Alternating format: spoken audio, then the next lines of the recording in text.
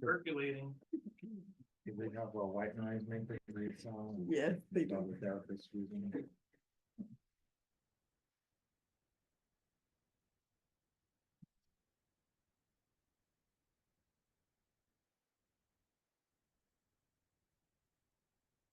We're ready on the stream side, maybe. Ready?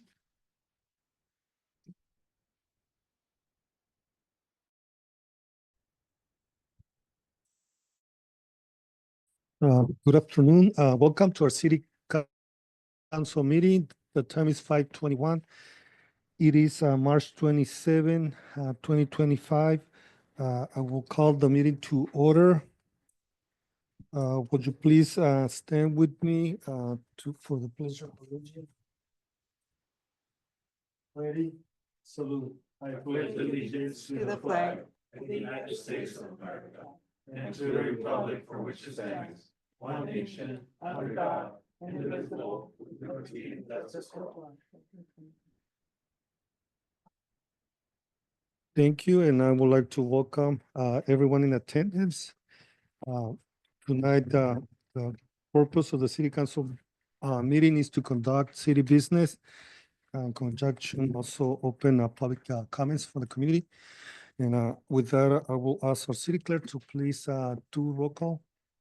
Councilman Reynosa, Here. Councilman Verdugo, Councilman Hernandez. Here. Mayor Pro Tem Gomez. Here. Mayor Preciado. Here. For the record, everyone is present, 5 present, no absence. With that, would you also read the statement? Government Code Section 54952.3. The members of the city council successor agency are entitled to receive a total of $450 per month because of being elected to the city council. They receive no other compensation for sitting as a member of the successor agency. Thank you. And with that, we'll go into item number 3, and that is public comments, announcements, and unscheduled appearances.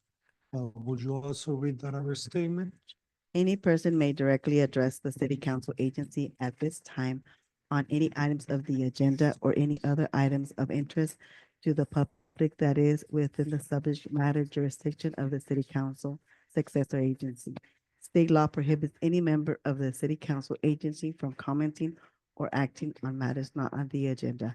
3 minutes are allowed per person. Thank you. And with that, we will open public comments present and online. If anyone in the audience would like to address city council, would you please step forward to the podium, just state your name? We have 2 participants over Facebook at this moment, so let's give the stream a minute to catch up. Okay. In that meantime, I do have a quick public comment on an item that was brought to my attention 2 days ago, or yesterday, actually, by the fire marshal Blake Antley. There no other comment. I'll just go ahead. So I'm passing out just a little handout. Mhm. I don't have a lot of information. That's why I'll do it as a public comment because I may not be able to answer all your questions. But there has been a redesignation of the fire hazard severity zones throughout the state. If you look at the back page of this, you'll see kind of a map outlining all the different counties and when they have to start adopting this new kind of maps that indicate the fire hazard safe severity zones. We in Kings County, after Kettleman City, have been redesignated as now high in some areas. You'll see on the map, and let me put it up on the screen real quick. See on the map that the northern edges of town will be seeing some impact, as now we're designated as high.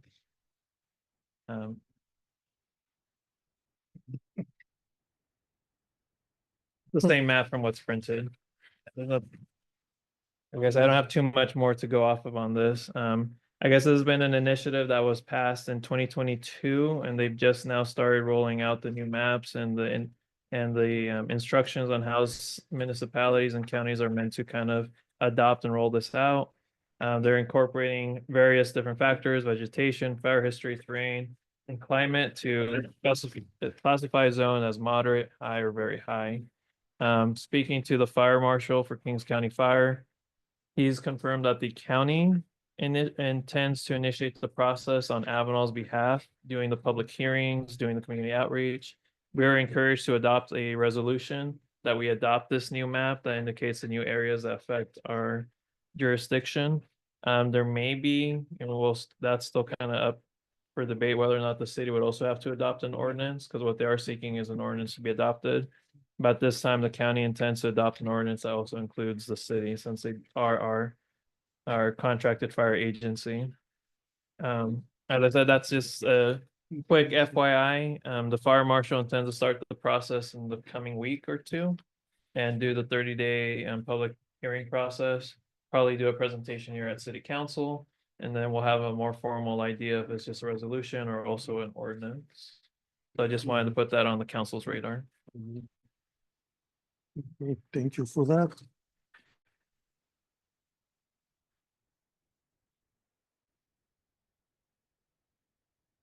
Waiting for comments online. I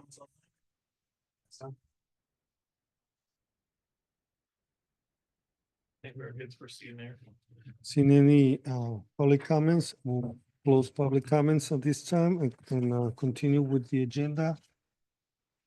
Item number 4 is the consent calendar. All items under the consent calendar are routine and enacted by one action or approval. We have 4A, it is to consider the Avenal Successor Agency approval of minutes for last meeting, March 13, 2025. And 4B will be to consider the approval to enter into an interlocal agreement with the city of Hanford for Chair Kletzy line access. And I believe we all got the information. So any questions, comments, or? No, I would like for Chief at least to come up and explain what this next program is all about, just the people, that way people would know. We know.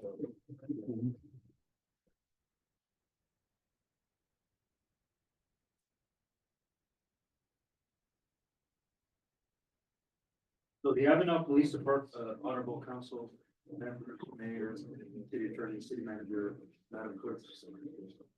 The Avenal Police Department has identified the need to enter into a shared user agreement for access to the California Law Enforcement Telecommunication System, also known as CLETS, in partnership with the city of Hanford, as well as the cities of Lemoore Corporation. CLETS is a secure statewide law enforcement communications network administered by the California Department of Justice. It allows access to critical information such as criminal histories, DMV records, missing persons, stolen vehicles, restraining orders, and other law enforcement data. The city of Hanford has agreed to act as a fiscal. Chief, just real quick, so if the intent is just have Chief present the actual item, then we could potentially, I would suggest the council move it to new business, or else if. I would just wanted to the public to know informational what the CLEPS program is for. That's what we want to move it to. I mean, think we does the council want to hear the full presentation or just? And move it to new business, because we're just, this should be consent calendar already. We are already learned about it. But I agree, the public should know about it and just move it to new business. Thank you, Chief. Thank you. So we will do that under new business, which we have 9D. I'll move to consent to A, the minutes approval, and then B will move to new business. Is there a second? I motion for A, yes. Mm, I second. Second, second. Angie, roll call, please. Councilman Reynoso, Yes. Councilman Verdugo, Yes. Councilman Hernandez, Yes. Mayor Pro Tem Gomez, Yes, Mayor Preciado. Yes. So item, so we have moved, item 4B to new business 9D. Thank you. With that, we'll move into our next, item of interest, which is, we have presentations. It's a mayor and council member item. So item number 5, it is a presentation by Cultural Líderes Campesinas, Presentación Cultural de Líderes Campesinas. And I believe we have, Mima Ortega, outreach worker in the audience. And also,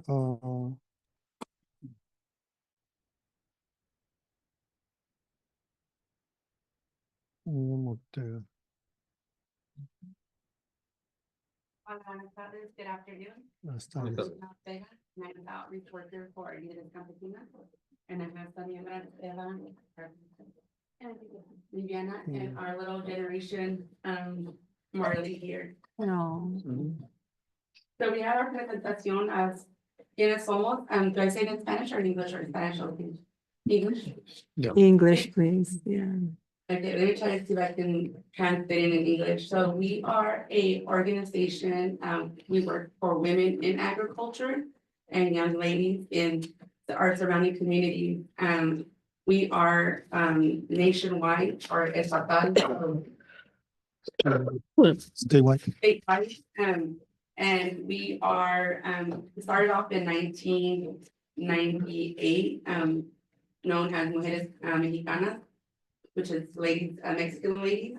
And we started off in Coachella, and now we expanded to 18 chapters throughout the California, from Napa Valley to Coachella Valley, Imperial Valley. And we have one group of young ladies in the Coachella Valley.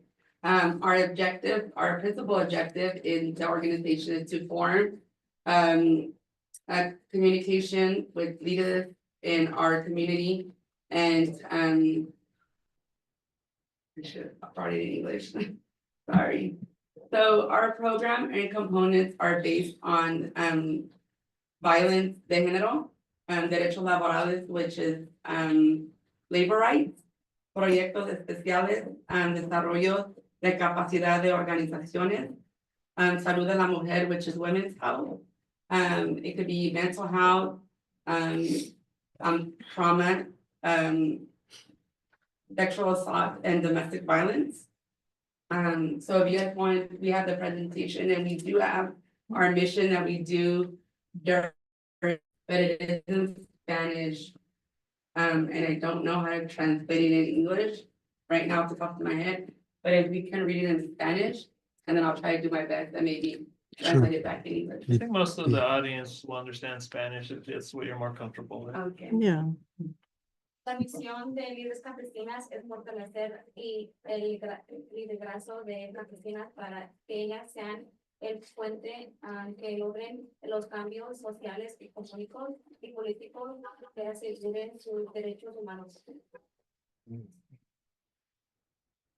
So the reason why we are here is we would like to start working with Avenal community to be able to bring the resources that we have, and invite women and young ladies in the community to be able to get together with us. And whenever you guys have events, be able to get invited to the events, to be able to promote and organize the resources that we have. I know we were at Confia yesterday, and it was an awesome event, and I appreciate for you guys inviting us out. So we would like to continue to work with Avenal, and maybe in the near future, be able to start a local chapter here in Avenal, and just keep Líderes Campesinas growing. So a little backstory, I did send over a slideshow, it is in Spanish. So just basically the backstory of who we are, how we began, and what it is that we do. Oh, and it is in English. So our mission is the mission of Líderes campesinas is to strengthen those leadership of farm worker women and use that together. They can be agents of economic, social, and political change to ensure their human rights.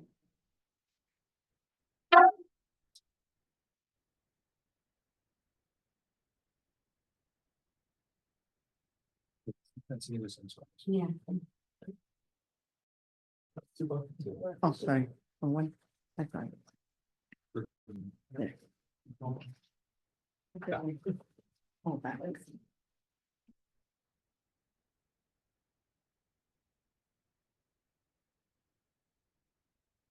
So we work on two different awareness, and one of them is pesticides, where we do little canvas bags, and all the women in our group design them, and we're able to promote the pesticides in our community, the harmful effects of what they do to not only our families, but the surrounding our kids and our community. And then in the month of April, we do acoso sexual, which is sexual assault, and we do little pillows where we demonstrate messages against sexual assault.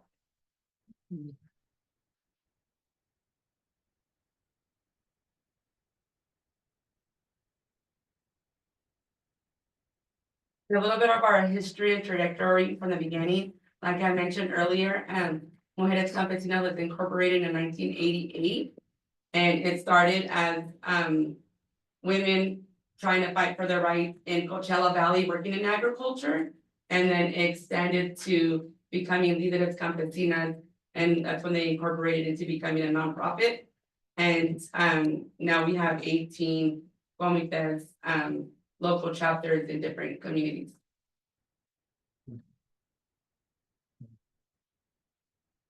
The closest one is the one in Huron. In Huron, yes. So the other 18 ones we have from Coachella adults all the way down to San Benito. And in between that, we have Huron, Fresno, Tulare, Merced. Monterey County.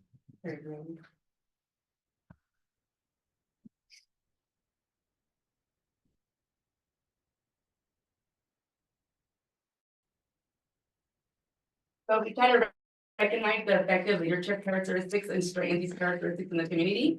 Providing training, focusing on technical assistance and leadership, and the know your rights and resources, gain knowledge on key issues like with domestic violence, sexual assault, immigration, and census. We worked on with the USDA giving out the economic relief recently, and we're finishing up that right now. That's one of our goals that we're finishing up this month. Being trauma informed, resilient, mental health, and emotional intelligence.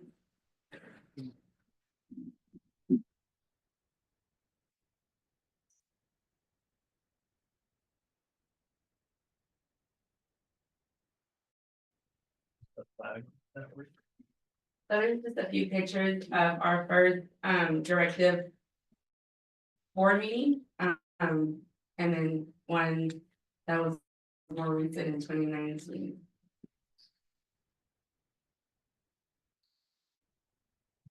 Somebody's kitchen now. Yeah. Well, we don't have a local office, so every local organizer works out of their home. And then we usually have our meetings wherever we're able to get a place that will lend us the facility. In Huron, we usually have like the senior citizen home, the local library, a hall at some apartment complex. And then every year we do a nationwide convening. Last year we did one in Sacramento, where we marched to the Capitol and we fought for certain bills that we wanted to.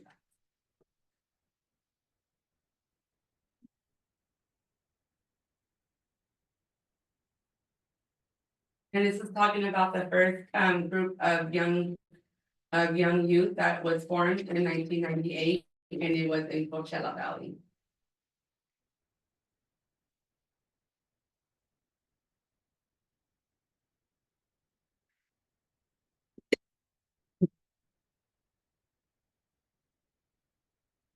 And there's just more pictures of movements that we work on, marches that we get involved in.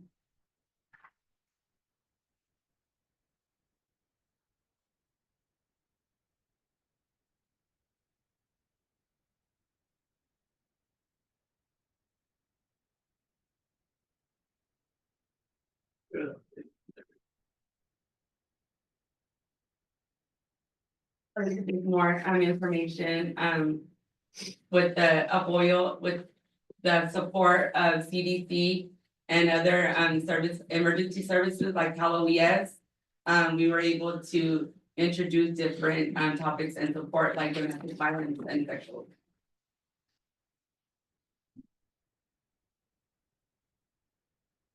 So I can hand out a little bit of the flyers if you guys would like to take a look at them. You want to start on things on your thing. They're just flyers that we give out during our outreach. And it's on different topics that we have.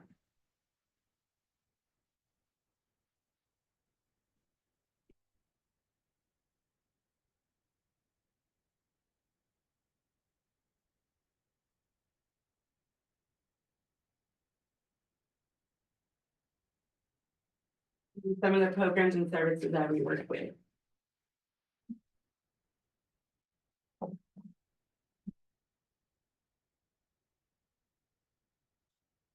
When we work to advocate for our community, we do vigils, marches and caravans to try to, give out the information and advocate for our community.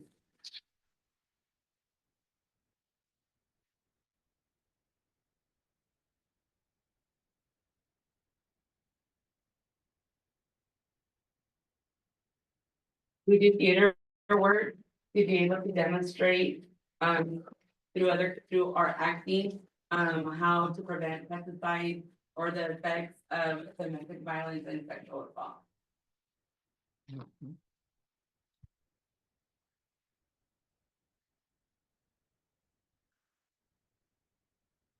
We work with Indigenous women, and we do have people in our organization that speak their language. So if they don't understand English and Spanish, we do try to get them their language in staples or whatever it is that they speak in their language.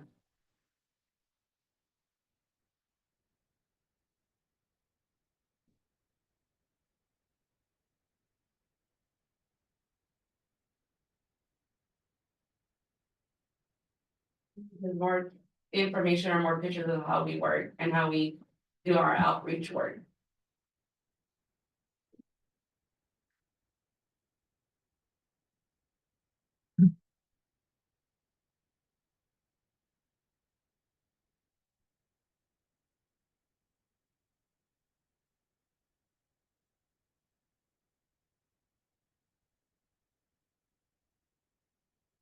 There's some of the awareness months that we work with, and pesticides one of them, sexual assault, which is the month of April, and domestic violence, which is the month of October.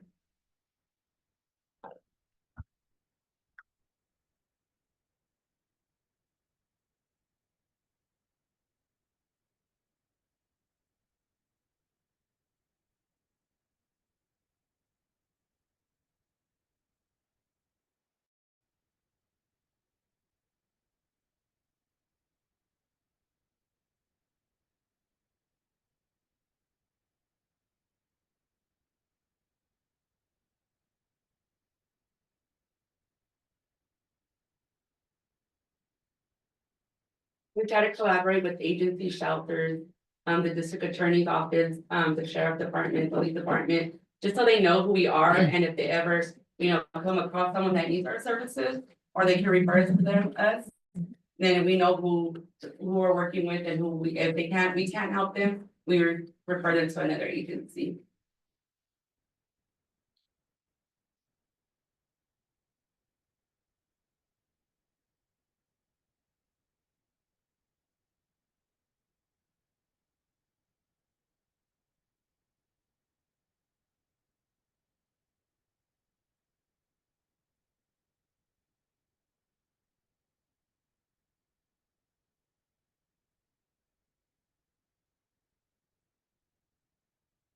What are just some of the letters that we've sent, in reference to any bill or anything that we have that we're working on? We do have a march coming up, next month. We will be going to the Capitol and marching for rights in our communities. for our voices to be heard.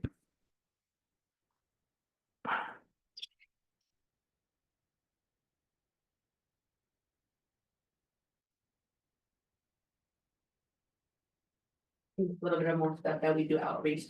We did a bully event at the Boys and Girls Club.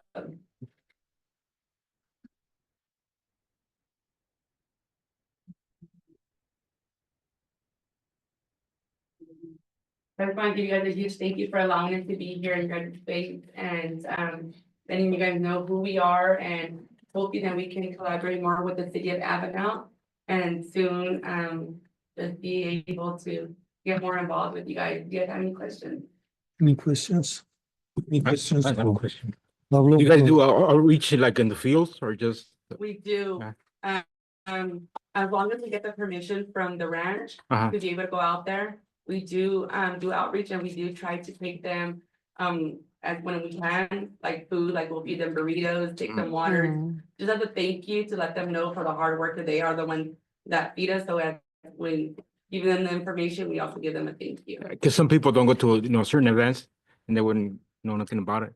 Yeah. Yeah. Yeah, so we do try to go out and give them the information at the fields All right, thank you. and ranches. Any other questions, comments? I'm just looking forward to seeing you guys out here more and giving more information out. Yeah. And I seen you guys yesterday. I went to stop by, but I just.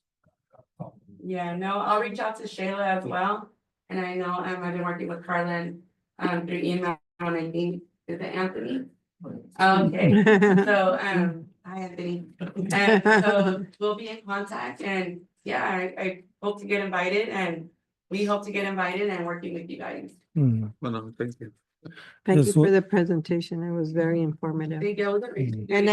And one of your pictures is my karate team that in Huron. Oh, yeah. You have the picture there. I'm surprised I'm not there, but yeah.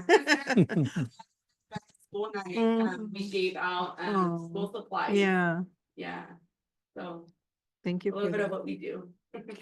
Thank you, ladies. Thank you. I gentlemen. would like to say a few words. I did talk to you last night, and I think getting the information to every community needs actually a lot of good information provided to them. Sometimes it's very hard to get it there to them, but I think I commend you for what your group is doing.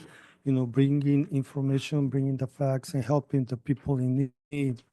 Regarding, whatever the case may be, but, I believe our residents in Avenal will more than welcome, events where you can come and share all this information that you guys have.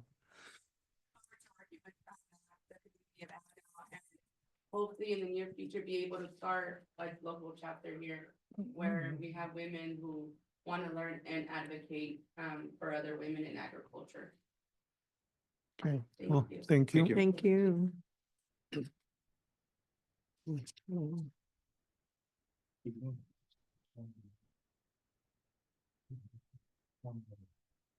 Hey, so Mike, or did you guys want to present anything?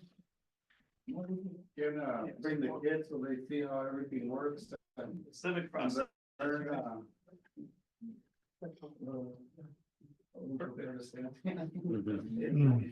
In the future, we will, Yeah, no, yeah.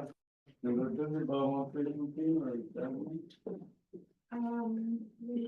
should we share the Sure. information?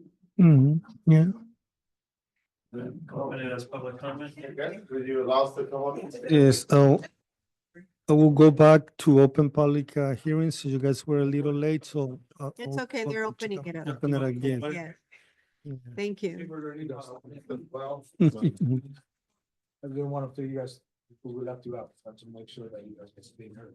Okay, we can hear. So we just bring the kids out here to see the way, the city runs, how things work and everything's a process. There's people involved. There's all these things going on. I wanted them to come so that they see and they get involved as well. We're here to help as well as, like we do, we help the kids and we're bringing them here to your attention that their lives are here and we're willing to do what we can for the city and, we're working towards our goals and, in the future, hopefully, with the help of the city, we can accomplish goals we have.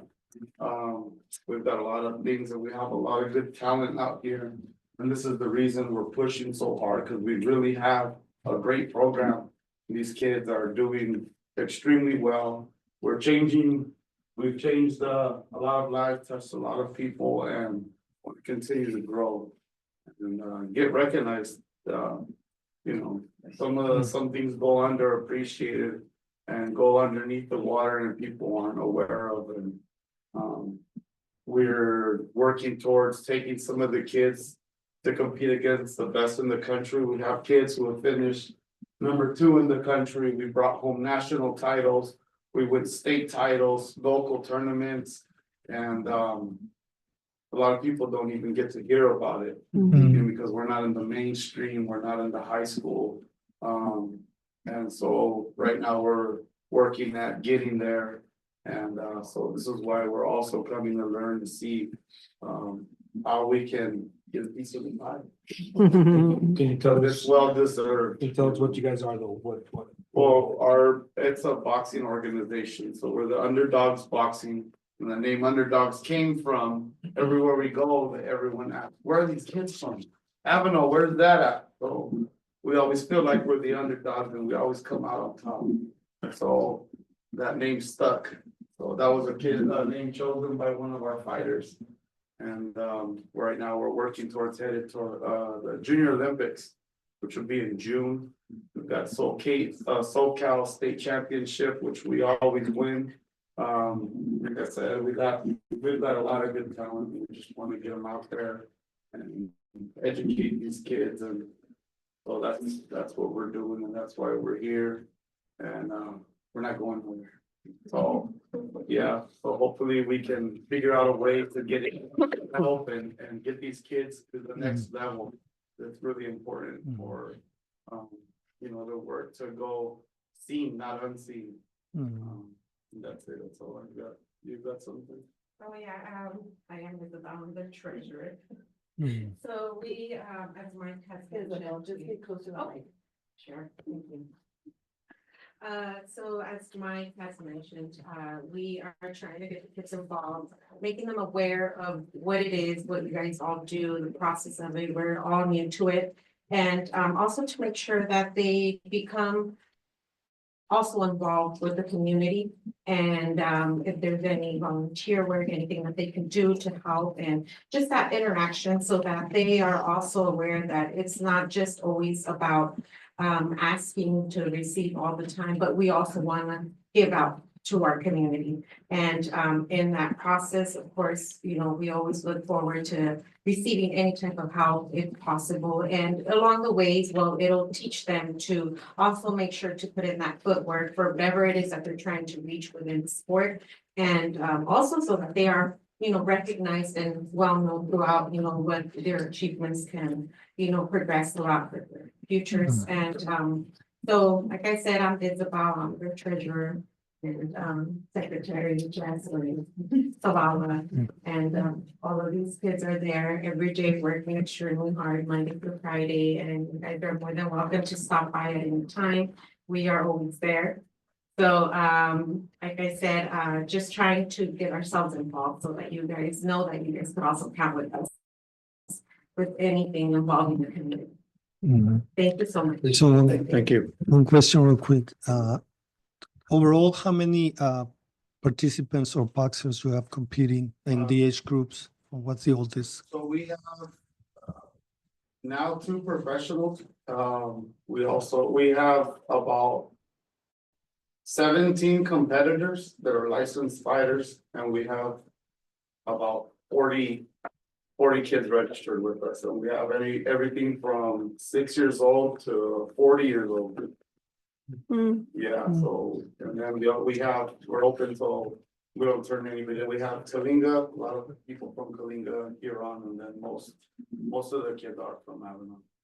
And what are the gym hours? The gym hours are from 5 to 8 o'clock, Every Monday to Friday. Monday through Friday, then weekends are usually the competition, the ones we get to earn, so we've got a lot of a lot of hardworking kids in this community. And Mhm, yeah, so we're doing really well. mhm, And we have been, I've been coaching here for probably been about 13 years. mhm. And me personally, well, I volunteer, so. I started back when the original coach Armando was here, helping with the younger kids. And Ancinas. as the time went on, I stayed. Mhm. So, Well, I would like to invite you guys to the parade for Old Timers Day. May 3rd, it's on a Saturday. Can reach out to City Hall. They can give you a lot more information. I'd like to see your group participate in the parade. Yes, Great text definitely. last night. yeah, Mhm. we have, if you guys gotta see it, it's just, it's one thing to say, and a pony and you yourself have been in there and just, the. I've the been there, liveliness I've been that- inside that's- town. oh, that's right. I've had some kiddos in there and myself, and everything is very professional. Everything has its own, place, and the kids are very active. They interact with each other very well. And you have the ring. That's the most impressive thing that I saw. Yeah. So hopefully, I'm on the list, a waiting list to try to bring it back in here, because the goal would be to bring, you know, Tournament like big there. tournaments here. Mhm. There's some of the big tournaments that you produce 1,500 fighters. They produce 1,500 fighters from different countries, different areas. You know, everybody's looking to compete, they just need a good place to do it. Mm.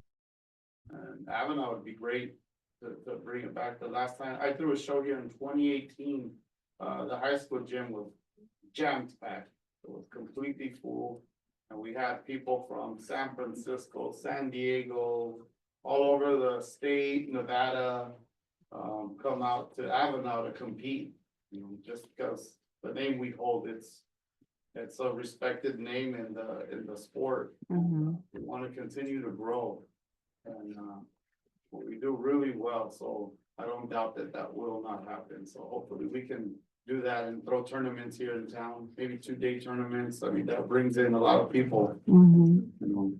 Mhm. And yeah, so it's going well, going well. Wishing you the best and looking forward to Thank you. collaborate. Thank you. So we'll close public comments, or presentation comment. We just wanted to make sure for the record that the Underdogs Boxing Club was present, because you guys missed the opening of the meeting. Thank you. So with that, we'll go into item number 6. And that is activity reports, and the very first one is Avenal Police Department by Cecilio Velasco, Chief of Police. Evening again. Mhm. Council members, mayor. City attorney, city manager, and madam clerks. Regarding our organizational priorities, Commander Edward Ridge continues to thrive in his new role. His growth over the past month has been impressive, and he continues to demonstrate strong leadership, clear judgment, and effective communication with both staff and public. His ability to adapt and lead through complex situations has solidified his role as a key member of our executive team. Corporal Darrell Anderson has successfully completed his orientation and is now serving as a watch commander. He has transitioned seamlessly into this role and is already proving to be a dependable leader, ensuring consistent supervision and support for his ship. His 20+ years of experience and bringing maturity and stability to the front lines. Record Supervisor Administrative Assistant Guadalupe Celes continues to elevate the standards of our records division. In addition to applying for post-certified records management and supervisory training, she is now leading efforts to prepare for upcoming audits and helping ensure we remain within the budget. We have a DOJ, California Department of Justice audit coming up, which is every couple of years, and that's going to be doing April, so she's been preparing for it. And good news is that we're in line to be good for that audit. Her proactive mindset and attention to detail are helping us raise the bar in both operational efficiency and compliance. Assistant Chief of Police Navarez and I attended the California Police Chiefs Association Annual Training Symposium. where we participate in a variety of leadership workshops and training sessions. We engage with police executives from across the state, sharing best practices and exploring innovative approaches to public safety leadership, which one we're going to talk about today. These opportunities help ensure our department remains forward-thinking, collaborative, and aligned with modern policing standards. Across the department, we continue to maintain and reinforce high expectations for our supervisors, leaders, and field training officers. Our leadership culture emphasizes accountability, mentorship, and excellence in performance. Our field training program remains an essential foundation for shaping new officers and cultivating the next generation of department leaders. Recruiting and retaining the best. Our department continues to actively recruit for police officer 1 and 2 and sergeant positions. These efforts remain a top priority to ensure we maintain a high level of service and continue building a strong, well-rounded team. Officer Miranda has successfully completed the field training program and is now operating as a solo officer.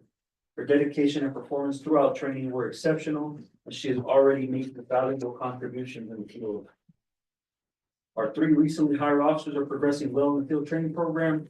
They are building their foundational skills, developing sound judgment, and gaining practical experience under the mentorship of our seasoned field training officers.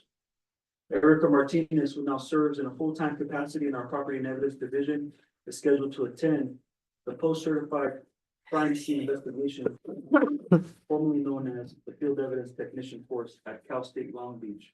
This intensive 2-week course training equips evidence personnel with the skills needed to properly identify, document, collect, and preserve physical evidence from crime scenes. Participation in this course will further enhance the integrity and professionalism of our evidence handling process. We'll be starting that.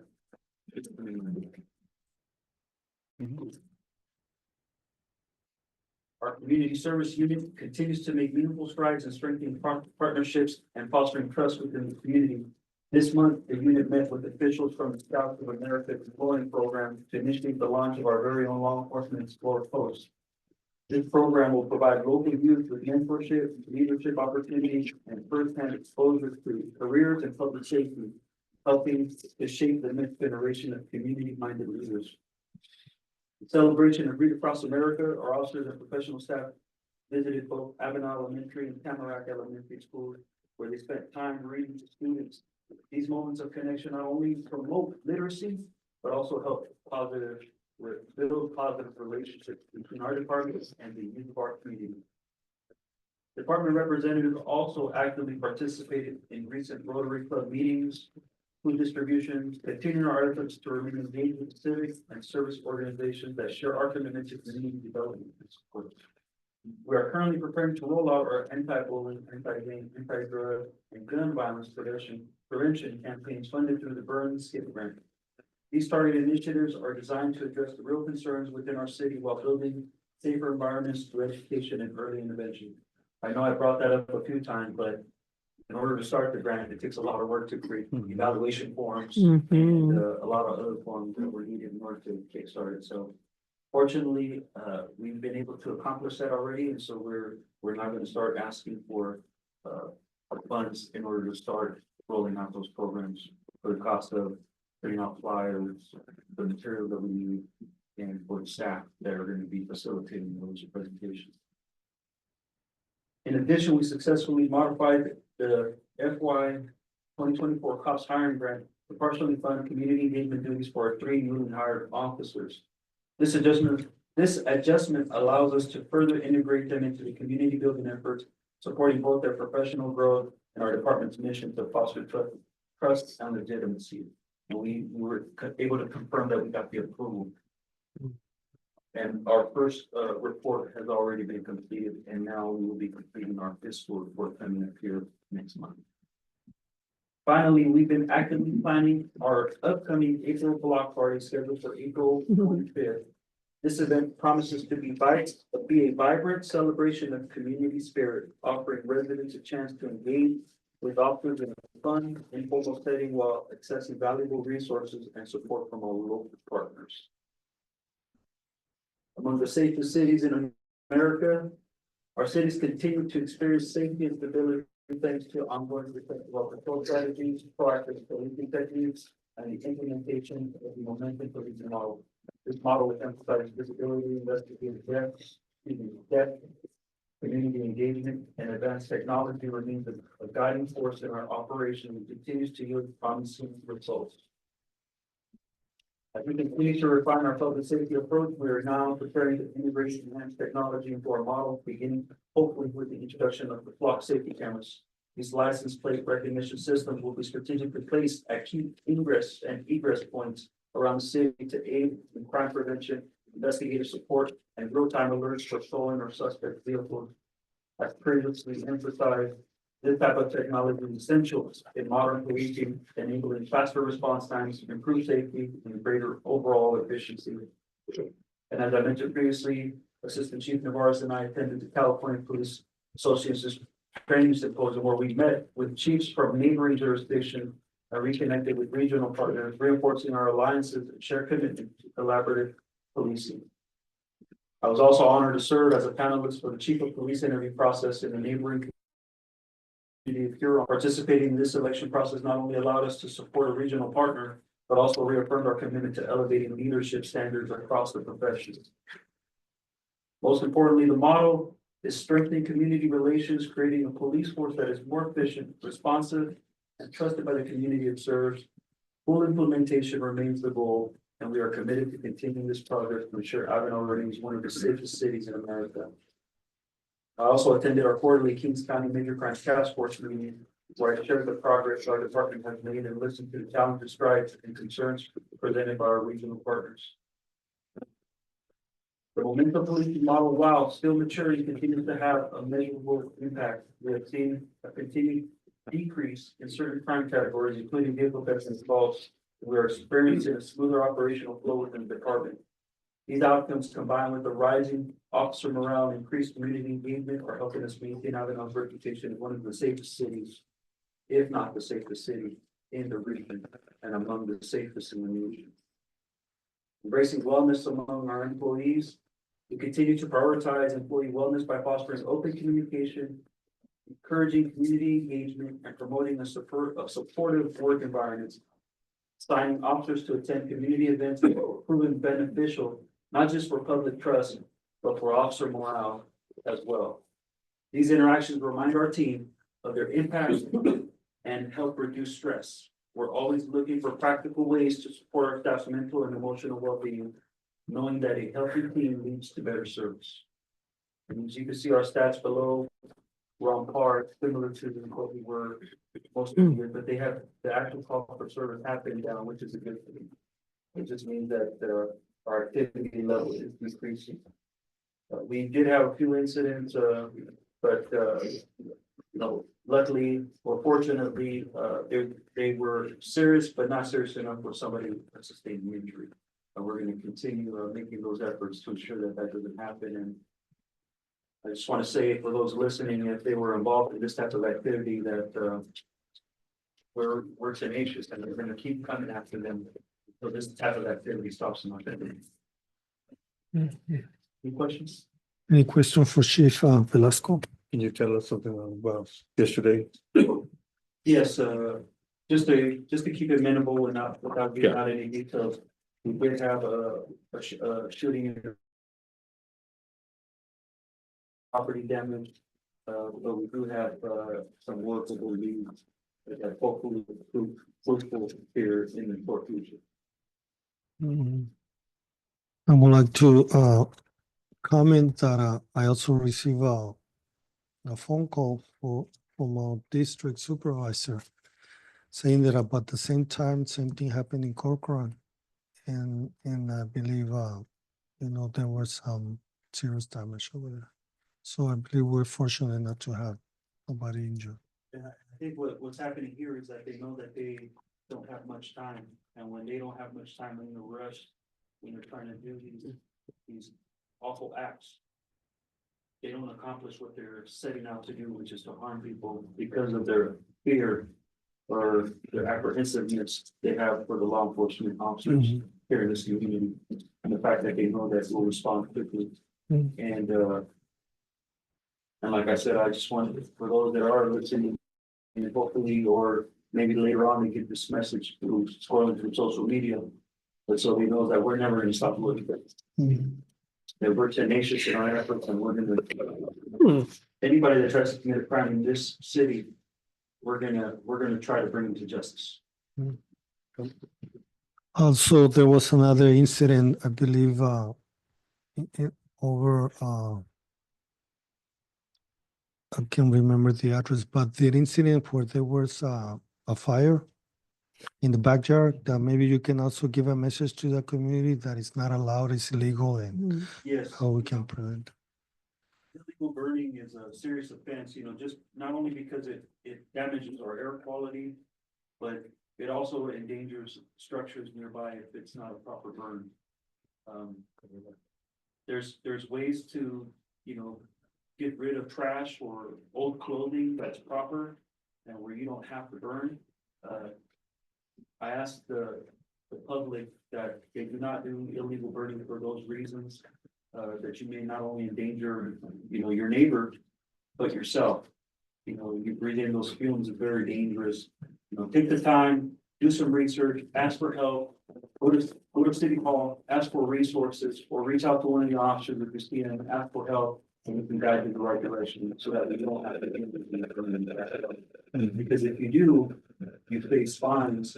And trust me, they're very expensive. Mhm. And it's just not worth it. Thank you for that. See no other question for the chief? No. Oh, we have one. Thank you for your presentation. Thank you so much. I would just suggest, following the next presentation or report, since the next two are being presented remotely. Perhaps council wants to take a 5-minute break, get a copy, since we did take the time to make it. Invite the audience to help yourself. Anybody would like some coffee, water? And we cancel. We'll take a Okay. 3-minute. take a recess. Yes, thank you. We can do it in 3 minutes. Take a 3-minute recess. It's cool. Okay, that's what it says. Hey, which- Oh, my coffee. Yeah, just from market, yeah, even though it's cool down now. Yeah, no, we could do something and.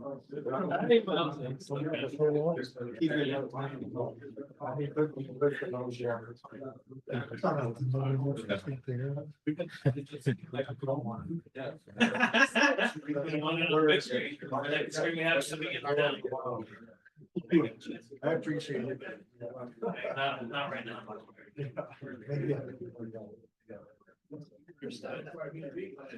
Yeah. We appreciate it. Yeah, they were working on that stuff earlier in the week. I don't know, they ended up sending.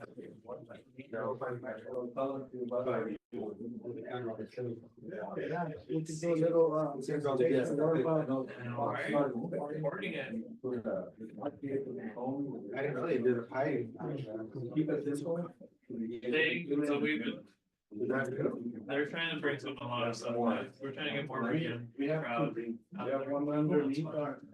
Well, or it's illegal, I mean, they'll be stuff that we used to do a long time ago with weather permitting.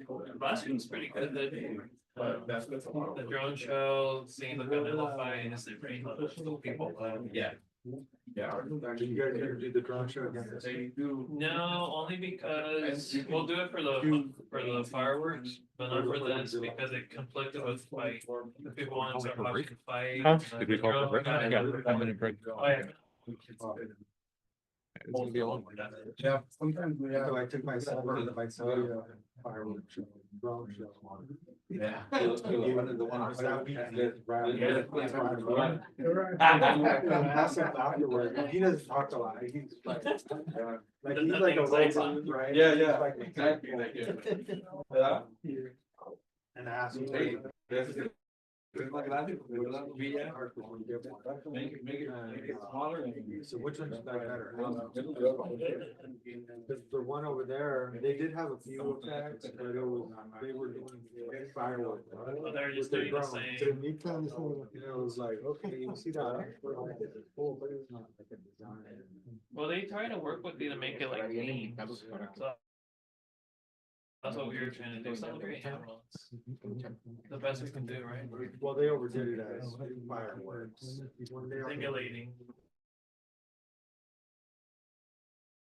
Fireworks, right? They did have fireworks.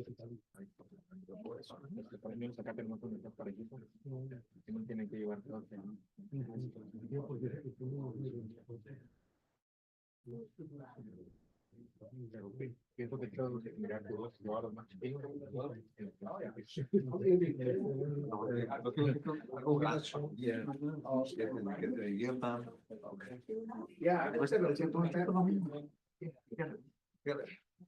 More things involved. Sí, yeah, I agree with you. Y luego también pues que viniera él, como cuando van a pelear, ¿qué va a pasar? So we're already having a Sí, ganaron. car show. Te lo anuncian ya. Yeah, there you go, see, something like that, you know, y luego le dije yo, ahorita también lo que está usando mucho son los ¿Por races. qué no la Mete quiere los races bajar? también de una vez. Let's get them involved.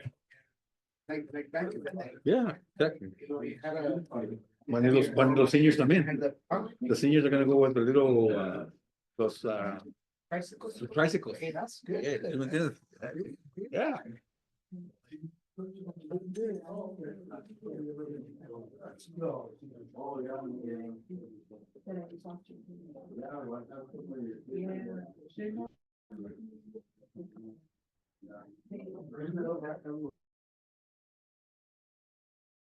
No, no, está bien. Okay.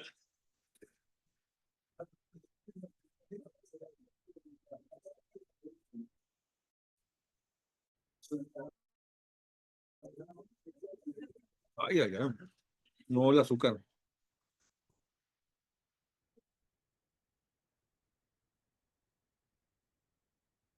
Necesitamos una cooperacha para tener azúcar.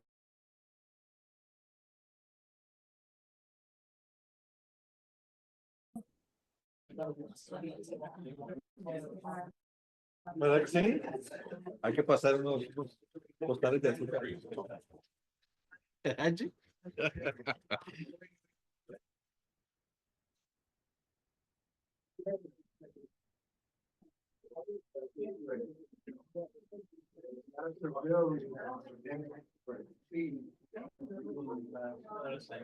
Los héroes lo aprenden luego. Sí, los-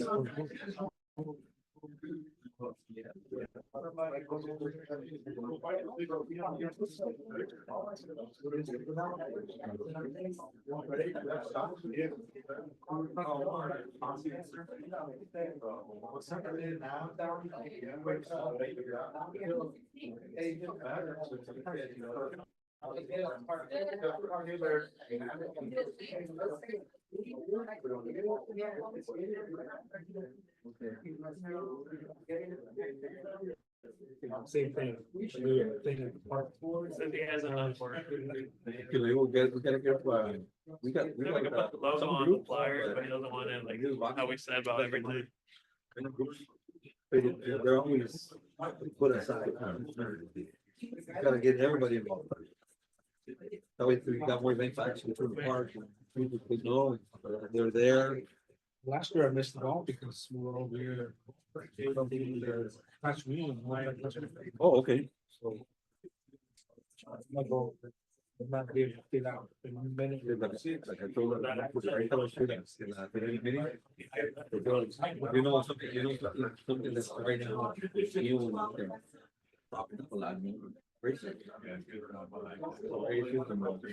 Everyone says, recalibrate. Most of them have. I don't, they have a part that. 1 year. During the. Christmas week. Around there's- Racers? Yeah. Yeah. The most people we get involved, the nicer the parade. ¿Cuál es? ¿Cuál es? The green one. I got the green one. You want the green one?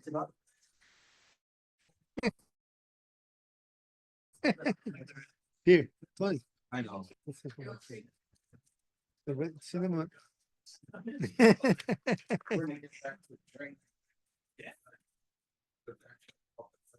Second part of that message. The ring. Demo, like a demonstration, kind of mock something out there, you know. It's always fun to watch the little tiny guys smash their heads in, it's pretty cool. That's what Pablo was saying. sí, Like estamos some platicando sparring, de huh? eso con- Transparent.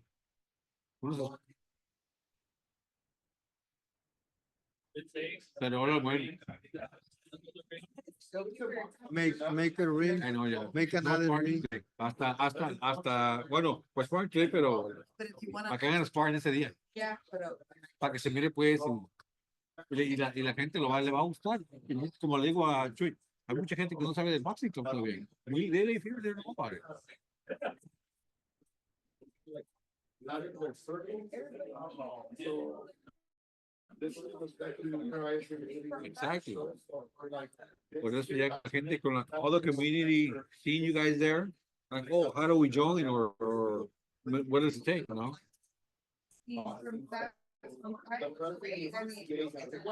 Sí. We gotta get them out of the street one way or another. Right or left? Yeah. Hey, great, Ancho, vámonos. Yeah.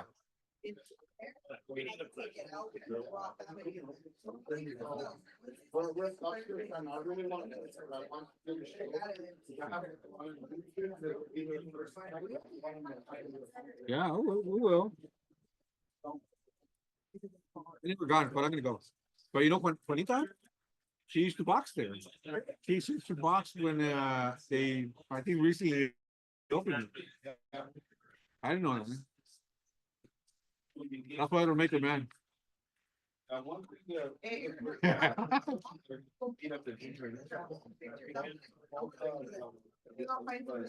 I know, yeah. You guys got a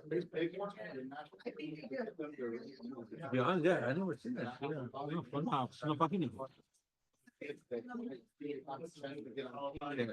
Tag me on it, and then we'll spread it too. Where's your letter?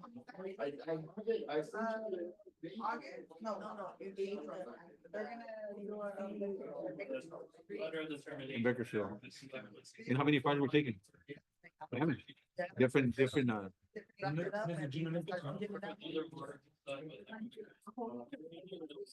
I mean, go on the page. Yeah, sure. I think everything. Ya más o menos estamos puestos, nos vamos a ir. Take all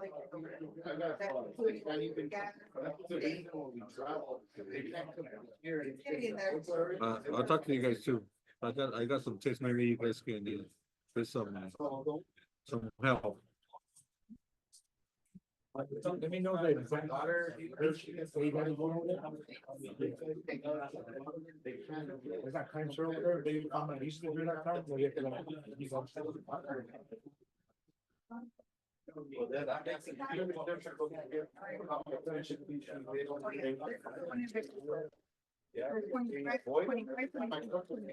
Of April.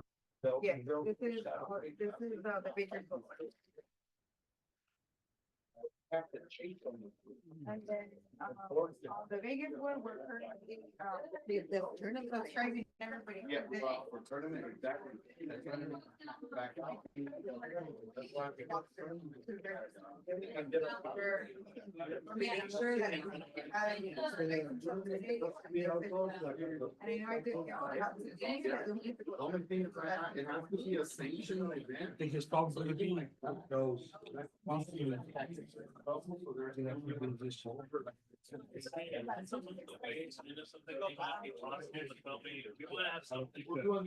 far as I've known them to. That's okay. You're good. No, you're good. I will. We'll be in- But yeah, we can touch it, whatever event you have coming. They're on there. Yeah. Alright, well, thank you. Thank you. We'll be around. Keep pushing. Notified, staff for us. When the next Friday is, so I think it's around 5:30, events that you guys can participate for sure. We can announce. Okay, thank you so much. I appreciate it. Thank you guys. Thank you. Bye-bye. Thank you. Thank you. Oh.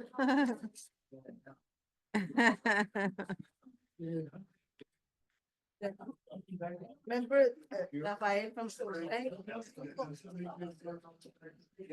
He's running the time. I didn't know they're not part of Ya the está, viejo. the police department is not involved and como Jose Ramirez is not part of it either, since 2016. No les ha ayudado. I didn't know that. There's some words that were said that. Oh, you know what happened?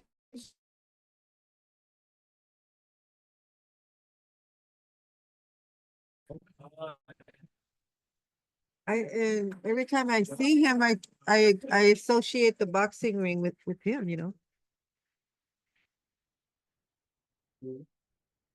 Reconvene the meeting, the time is 6:27. 6:27.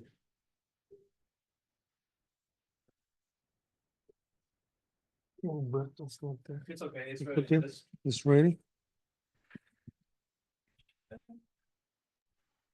Testing.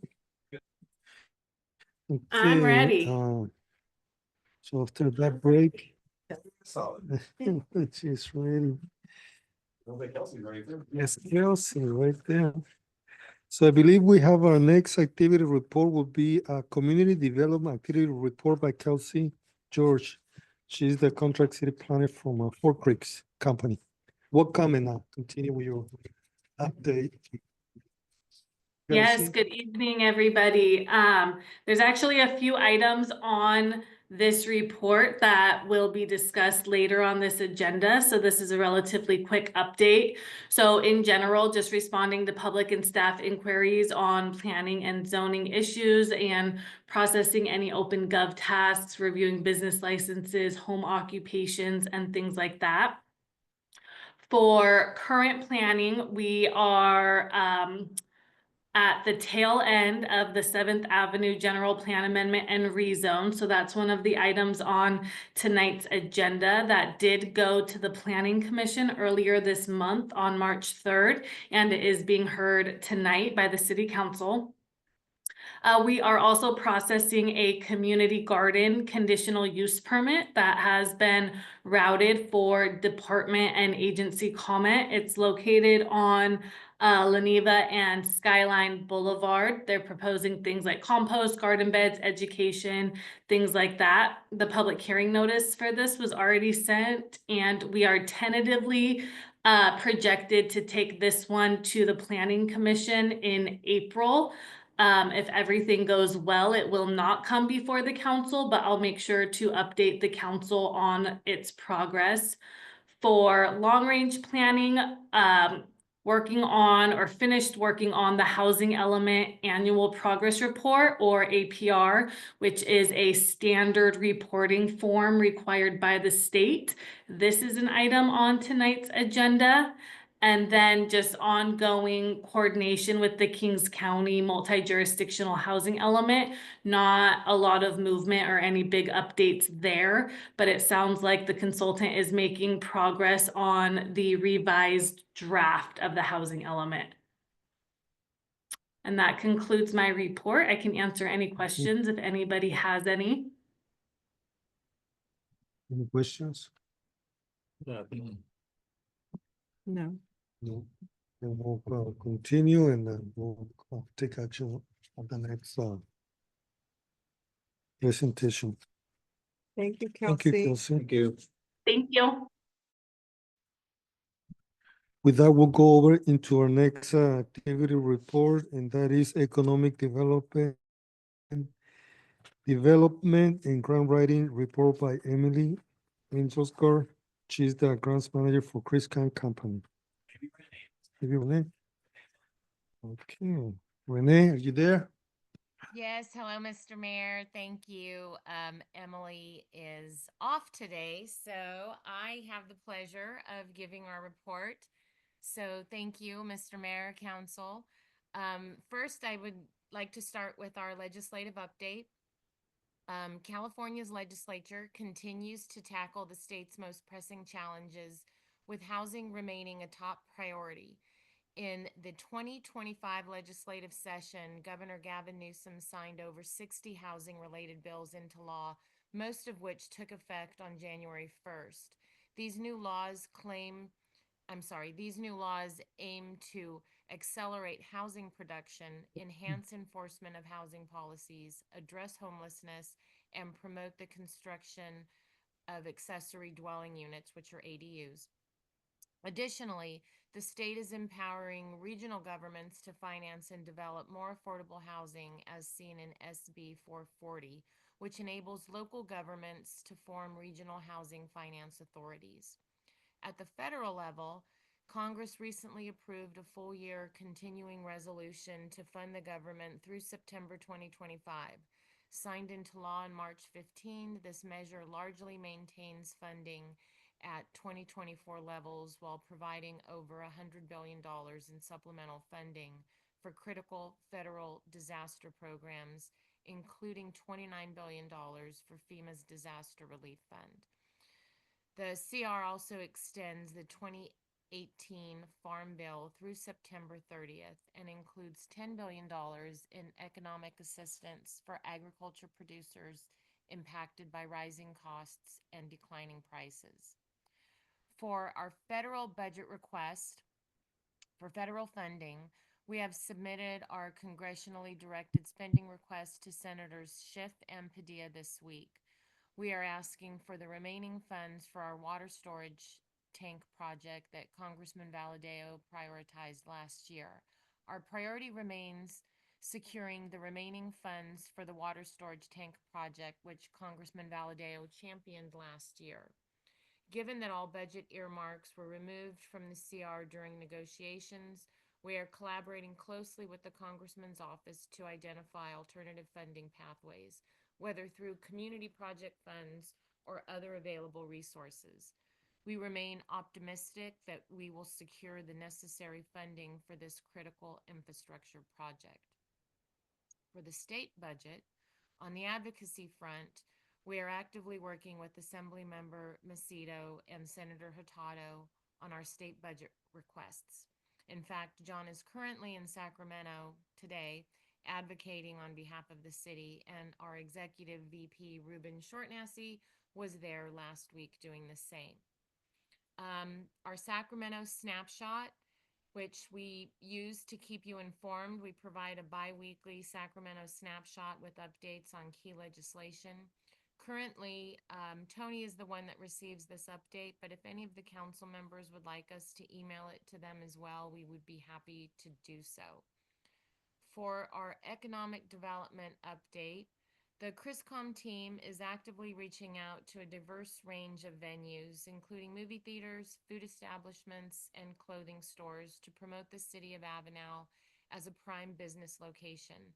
We are committed to keeping Avenal top of mind and fostering engagement with these potential partners. In addition, our team is preparing to attend ICSC in Las Vegas in late May. We've already begun building relationships with many of the venues that will be exhibiting, and we're excited to continue showcasing the city's eagerness for new development and its potential as a strong business partner. On the grant writing, as you know, Emily, she comes up there as part of our CRISCOM team and attends the biweekly staff meetings to help administer grants and keep the department heads aware of any potential grant funding opportunities that might be interesting for the citywide projects. As always, our team continues to research numerous grant funding opportunities. Right now, the grants that are coming up are the T-Mobile Hometown Grant, which is due June 30th, and the Recreational Trails Program, which is due July 1st. Those are open right now.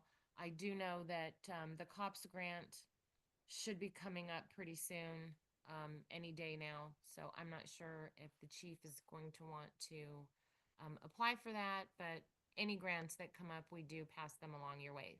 So that concludes my report. If any of you have any questions, I'm happy to answer them. Any questions for Renee? Yes.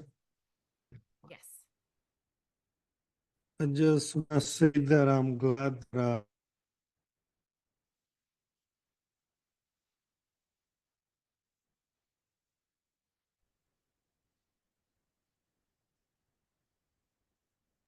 Yeah. Hey, Renee, can you hear us? Yes, I can. Right, Yep. you guys froze or what in there? We lost our main one. Okay. Main one. Yeah, zoom down.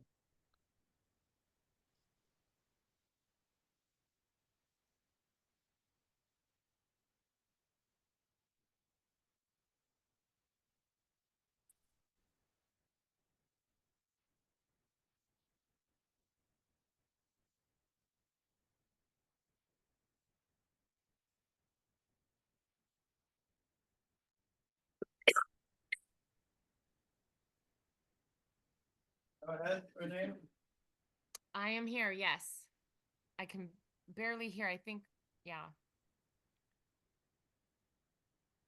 I just had a comment I wanted to say that I'm glad that you made the deadline for those US senators. I believe they had the deadline for March 28th and March 31st, right? For the deadline for those grant applications. Those are our budget requests, and that was through Senators Padilla and Schiff's office. Yes, it was this Friday and Monday. So those were the deadlines for those. So that would be on the federal end.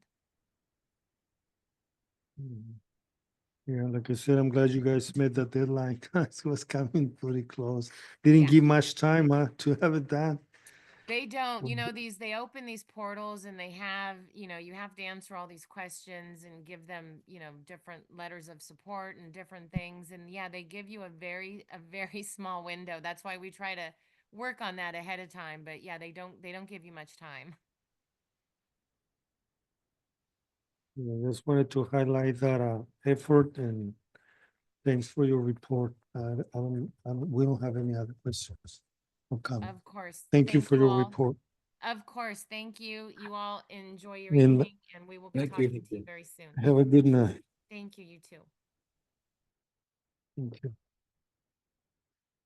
With that, we'll go into item 6B, and that is a special presentation, and we have a CalNet Services presentation by Adam Sass, Director of Strategic Sales, but I'll let Humberto to lead the presentation. Staff has been working with CalNet, not to be confused with the AT&T CalNet in the public sector, regarding the possibility of bringing in a new ISP for the city for both internal infrastructure and is a new community ISP option. So today we have Adam Sass, Director of Strategic Sales with CalNet. You can do a high-level overview of the project. We can presentation. It's there. Good evening, Mayor and Council. Appreciate the time. Town is very interested in working with the city of Avenal, so just to kind of give you a little overview of who town it is if you haven't heard of us. So.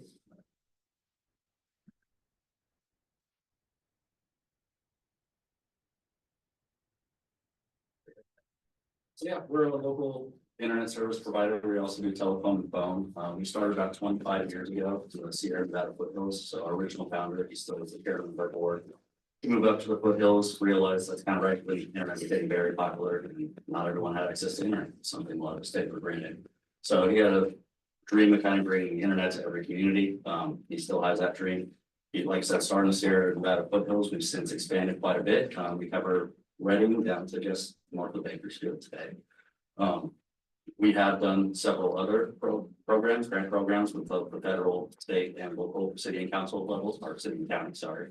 We're also a Microsoft Airband partner, so we partner directly with Microsoft. They'll come into different cities or counties, school districts, whatever the case may be, and they'll do a training for the residents. You know, it could be something as basic as setting up an email account, how to create an Excel file, how to create a PowerPoint. Again, some we think we do every day, but not everything is right. So we partner with Microsoft on that. We currently serve 27 counties across California, hoping to expand into more.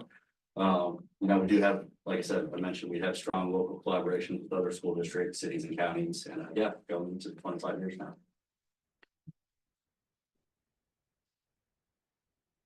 So as I mentioned, we've expanded quite a bit into the Central Valley, especially in the last 5 years. So we're awarded a Connect America Fund 2 grant. So that is basically the federal government worked with the state and say, we have these underserved areas. We need to make sure they get at least these minimum bandwidth requirements. So we had to apply for them, you know, on some areas, other companies want certain areas. And we actually completed that project. So we connected, well, we haven't connected, but we now provide access to almost 21,000 rooftops if they want to connect to us. So that's, like I said, some of the underserved areas that didn't have strong connectivity before. A lot of that started in kind of the Turlock and we moved south from there. So we've gone into Mendota, we've gone into Tulinga, we've gone into Kingsburg, into Larry. Getting close to you guys, but just not quite there yet. So that's kind of how we expanded into the Central Valley. We also acquired a company in the meantime called Fire to Wire. I don't know if any of you had worked with them in the past, but that kind of helped our expansion efforts into the Central Valley as well.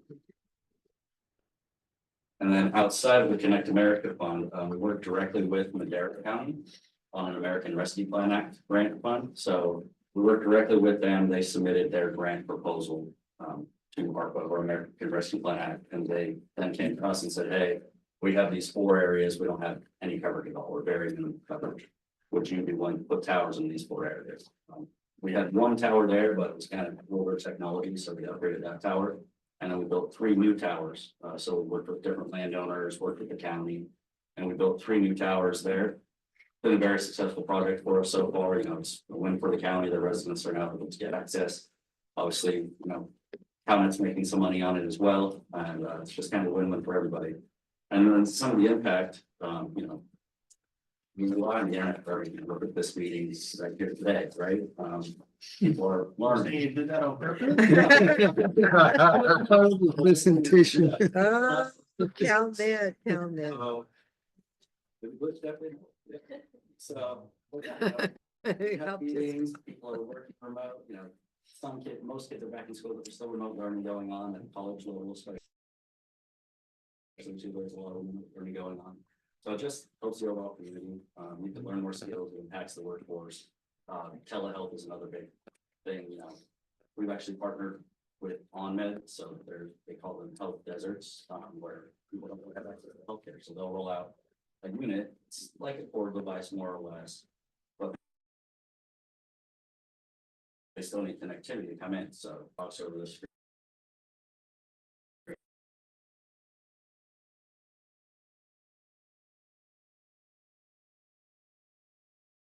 They can take all the bios and everything right there. So there's different. Yeah. No, I know. So we also work with the local tribe. So primarily what CalNet does is fixed wireless connectivity. So we have 700 towers located throughout the state of California. We own and operate most of those towers, and we'll put devices up, the radios and antennas, and then those connect to business.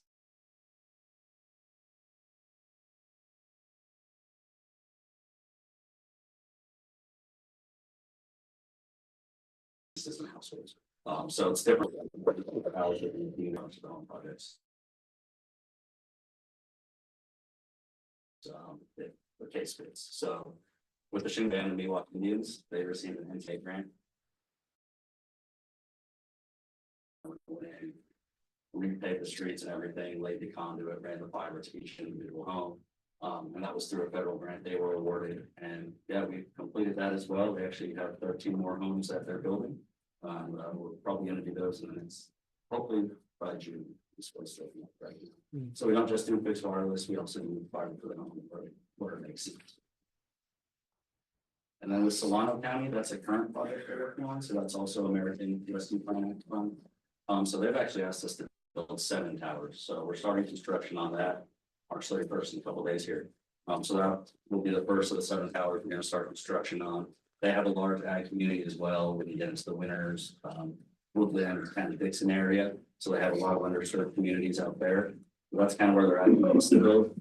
And like I said, same thing as we did with Madera County, right? It just impacts the overall community, whether it's telehealth, upskilling your workers, or economic development in general.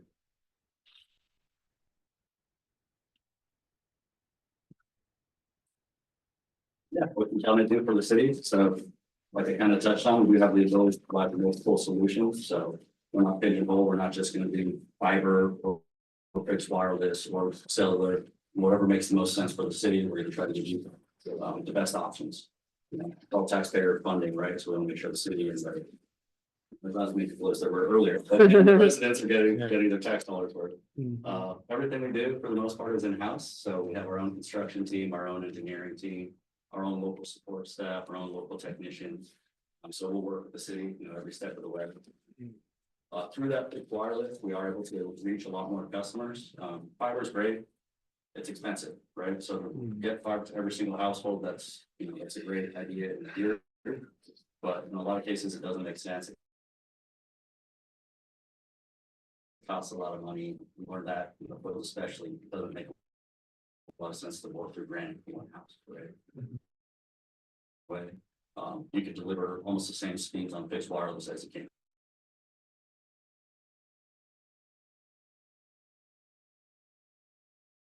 Fiber.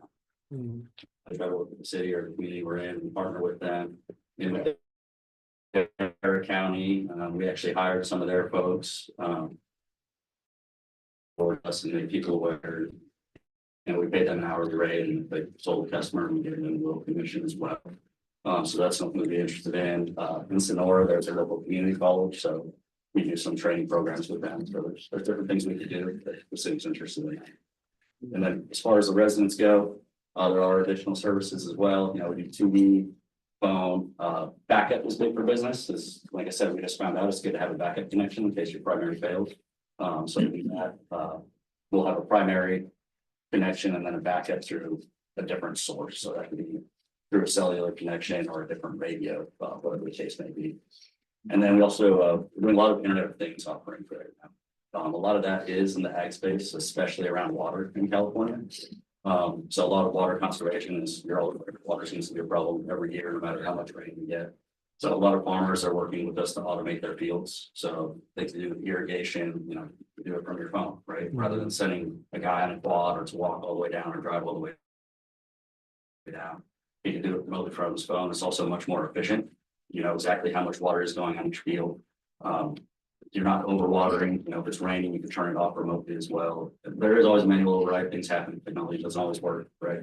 But it just allows people to be a lot more efficient. So they're reducing the water, saving a lot of labor and saving themselves money in the long run. That's kind of the big Internet of Things offering we're doing right now, but there's so much out there. I mean, every day more and more is getting connected to the internet, right? I don't have a smartwatch because I don't want one. But people are monitoring their heart rate or, you know, how if they need to replace something at their house. So there's just a lot of application. We discussed a little bit about maybe even water meters, locally reading them, and connecting them, using this sort of infrastructure as the back end for it. Yeah, so water meters is a big one. You know, the relays off on starters. We've been talking about a lot lately. Yeah, we're working with Southport Kings. It's not a done deal yet, but same thing. They want to do water metering for their GSA.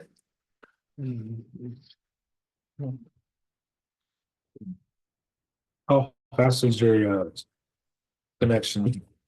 It depends. I mean, we have 7 meg connection if that's all someone needs, and we go all the way up to 10 gigabit connections if that's what someone needs. You know, the average household, I say, really only needs a 25 meg connection.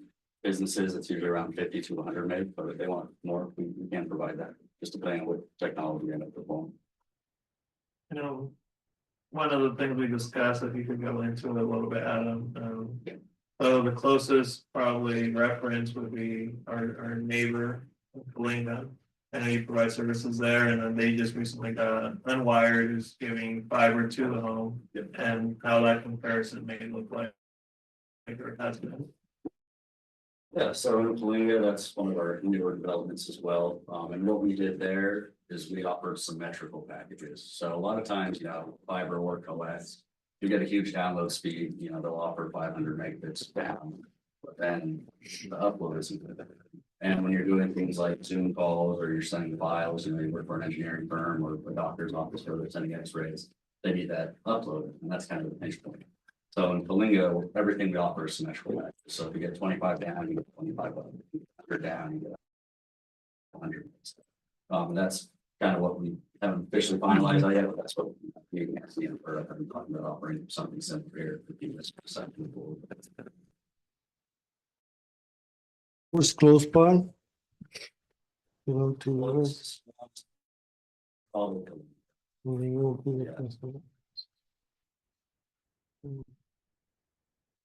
You know, the price range for the services.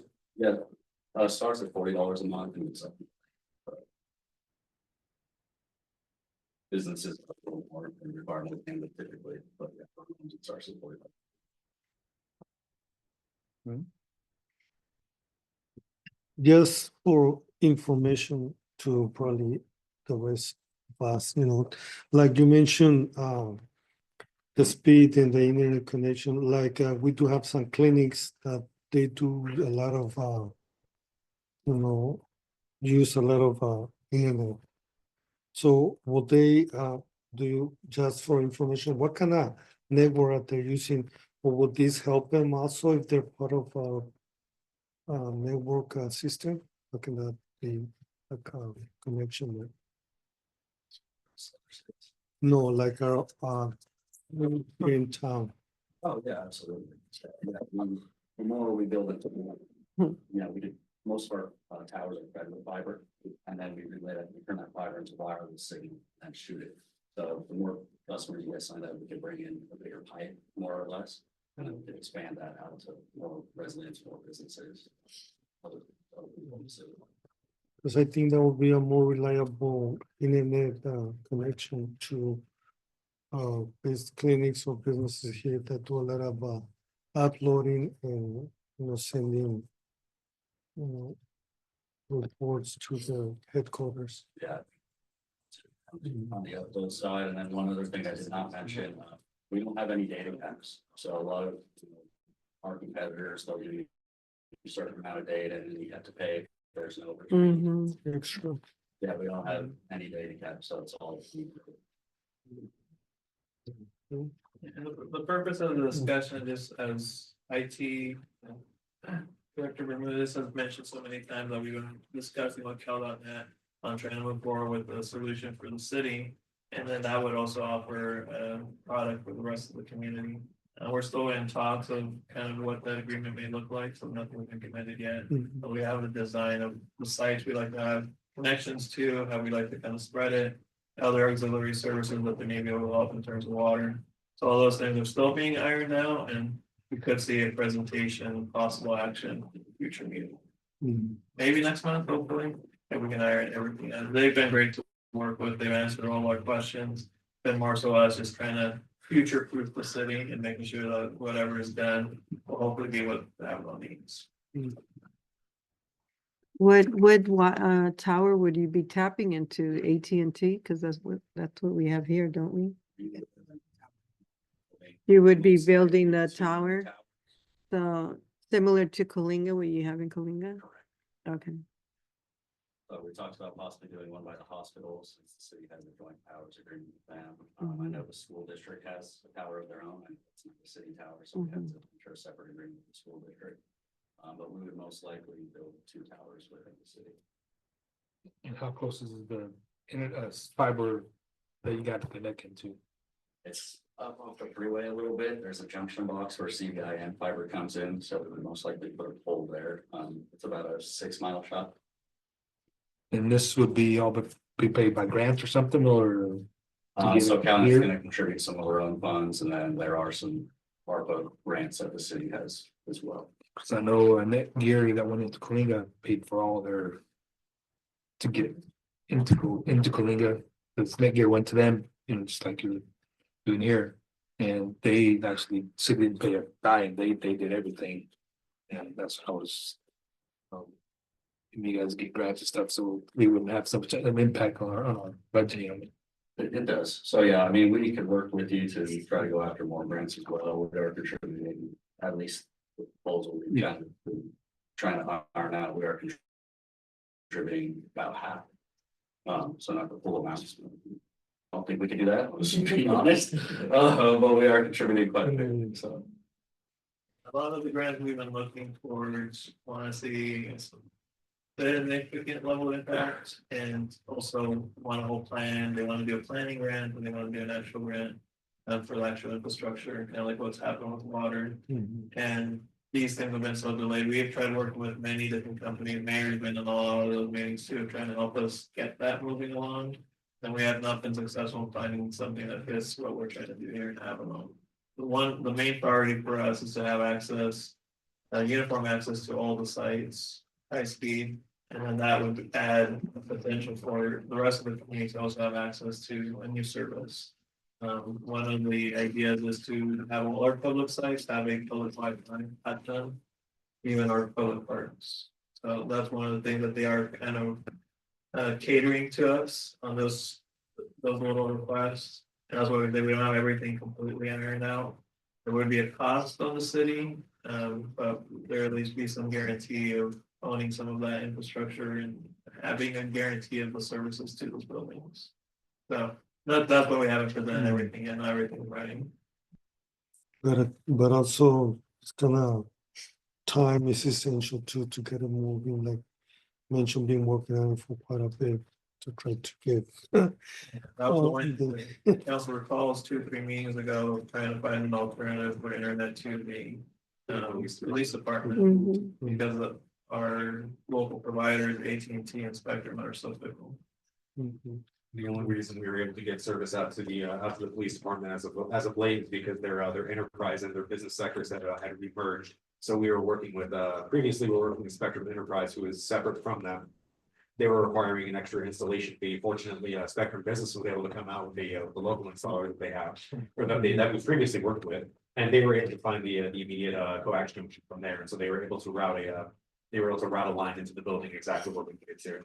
It unfortunately did take a merger from their company side to get results for us, but that's kind of what we're looking at there. But that was sort of a one case scenario. There's unfortunately there isn't anything like that out of the other facilities that we need. So this is one of the options that we'd be exploring to be able to facilitate the connectivity over to the wastewater, water treatment plants and to the recreation center, who at the moment is only has a AT&T DSL connection.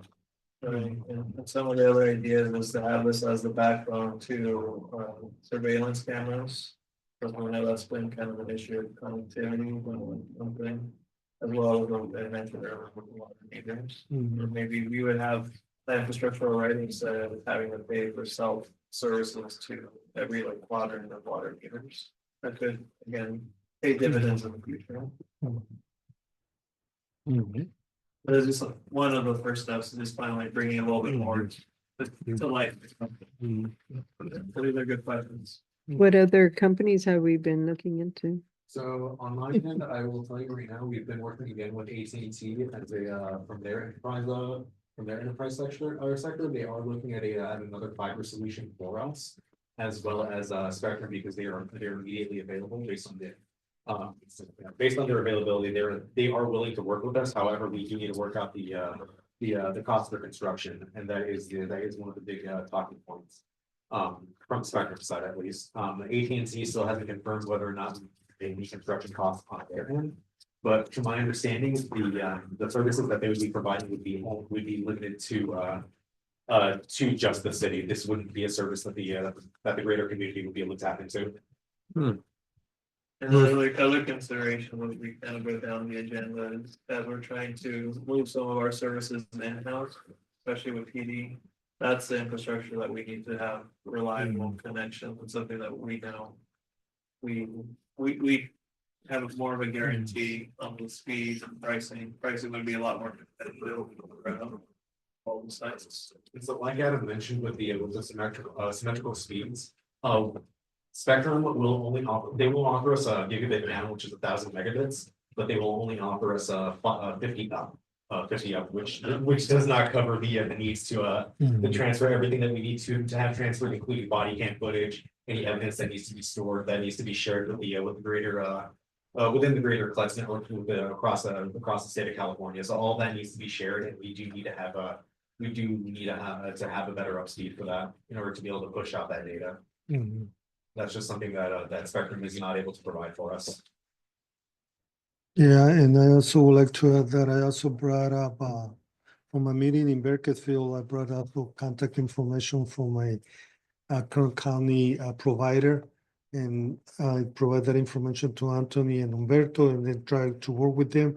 I also brought another contact from Fresno, the people that were also trying to come into town, but it's been a long planning process, but like they mentioned, we're looking at the infrastructure, the backbone to do a lot of Yeah, a lot of good work and the services that we wish to provide to the community and be able to do our work a little more seamlessly. That's presented earlier. Thank you for that, Adam.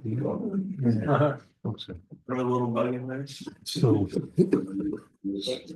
Any other questions? On that, No, just Thank you, and look forward to the next presentation. so then we'll go into item number 7, which is public hearing. And we do have one. And I believe, Anthony, you will take this. Lead into. That's right along.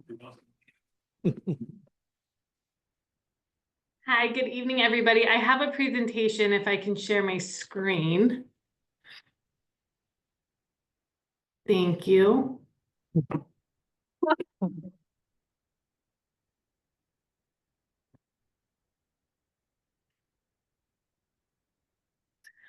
Okay, so tonight for your consideration is General Plan Amendment and Rezone 2024-01. The proposal is twofold, so a change to the land use, which is the General Plan Amendment from public facility to community commercial, and then the rezone component would change the zoning district from PF to CC for 2 adjoining parcels that total just over 3 acres on property located north of Highway 33 and 7th Avenue. So this is the property that we're talking about. There's two separate parcels identified by APN numbers 040320009 and 040320014. So currently on the zoning map, I don't know if you can see right here highlighted in yellow. But this is the subject property, the 2 separate parcels here that are currently zoned public facility or PF. And what this proposal is doing is proposing to change the zone district to CC. So it would be a community zone district, community commercial zone district. And likewise, the same thing is being proposed with the general plan amendment. So changing that land use designation from public facility to community commercial. So planning and zoning law requires that the land use and zoning be consistent with each other. So whenever you change the land use, you have to also update the zoning. And that's why these 2 efforts are happening concurrently.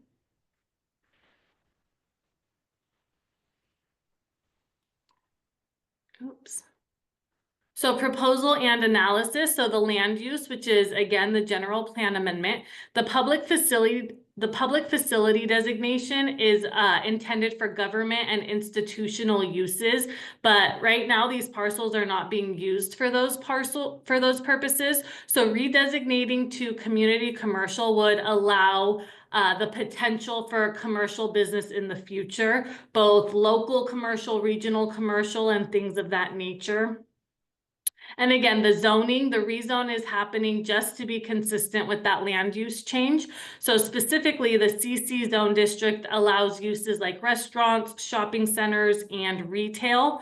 They're all outlined in the Avenal Municipal Code, Chapter 9.22, which is the section of the code that mandates the CC zone district designation.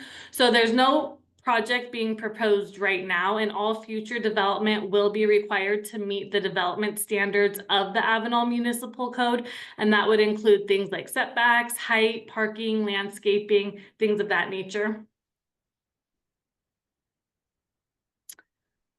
So because this is a land use change, the municipal code does outline things that must be made prior to approving a general plan amendment and a rezone. Those findings have been attached to the staff report, I think as Exhibit B, and they're things that just, you know, they don't, they're not a detriment to public health and safety. They are consistent with the overall intent of the general plan and things like that.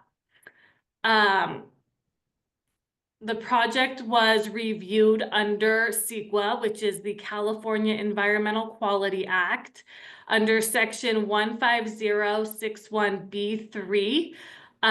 It was determined that the project would be exempt since there's no possibility of a significant impact.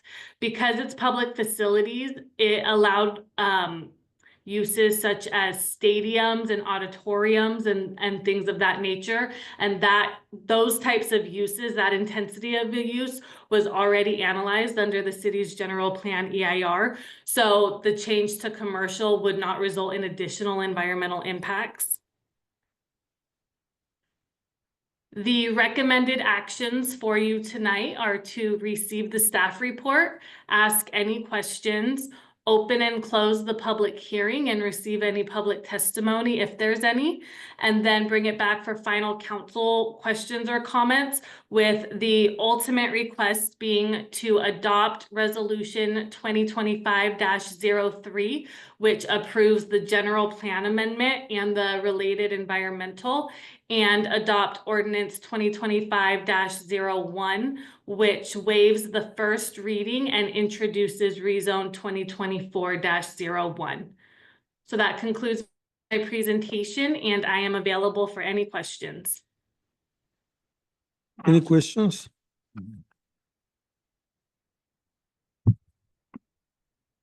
See none, then we'll So we continue. don't, okay, I'm not understanding. So the zoning right now is just for Public facility. public facilities. Okay, Correct. so to rezone it for restaurants and commercial, how long will that take? I mean, to This rezone? process is very process that the council is going through, so this would be the first reading of it. Of making those changes. Then it still gives time for the public to see, review, make any comments. And at the next meeting, there'd be a second reading, and ideally, if there are no changes or anything, then that would prove it, and I believe it's more than 30 days for it to be fully into effect. As well. Okay.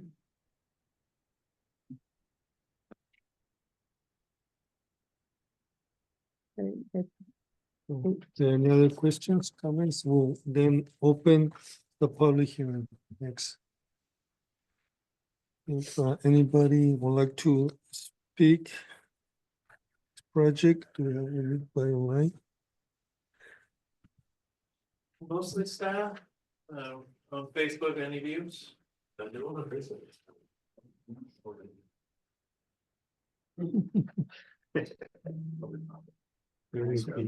Sure. Yeah. And I mean, So while that's happening, if I can just update the public and the council.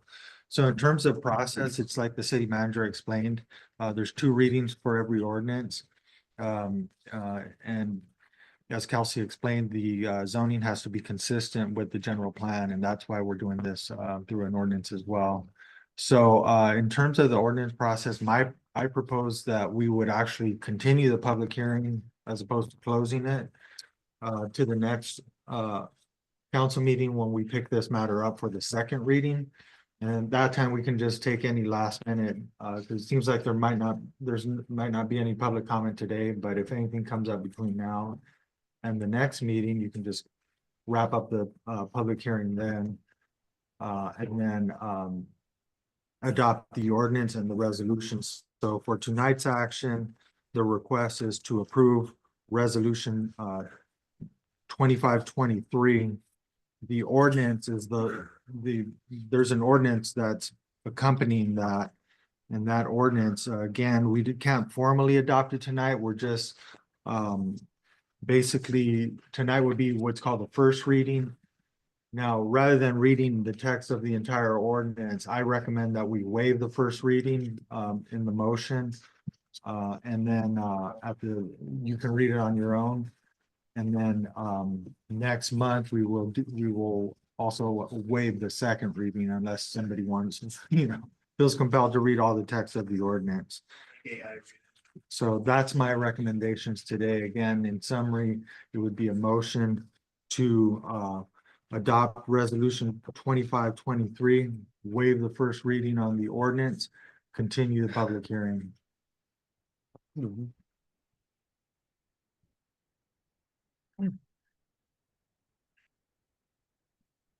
Motion for that. So we still on public hearing. So we have someone in line. Yeah, one people online, but they haven't mentioned anything yet. So now. Okay. So now gonna take action. So I need a. No, we're not gonna present. Yeah, we'll continue public hearing until next meeting, so we're not closing it. So in that case, actually, I can make the motion to waive the first reading and continue the public hearing until the next meeting. And that way we can proceed with the action. And the ordinance is 25 and a motion to adopt resolution 2025-23 and continue with the waive the first reading. I say. So have a second by Councilmember Reynoso. So and your roll call, please. Yes. Yes. Yes. Yes. Yes. So resolution 2025-23 passed with a vote of 5-0 for the record. We have waived the first reading and we will continue public hearing until the next meeting. Thank you. Thank you. Thank you, Kelsey. With that, we'll go into our next order of business, item number 8, old business, and we may have an update from the managers with the restaurant agreement.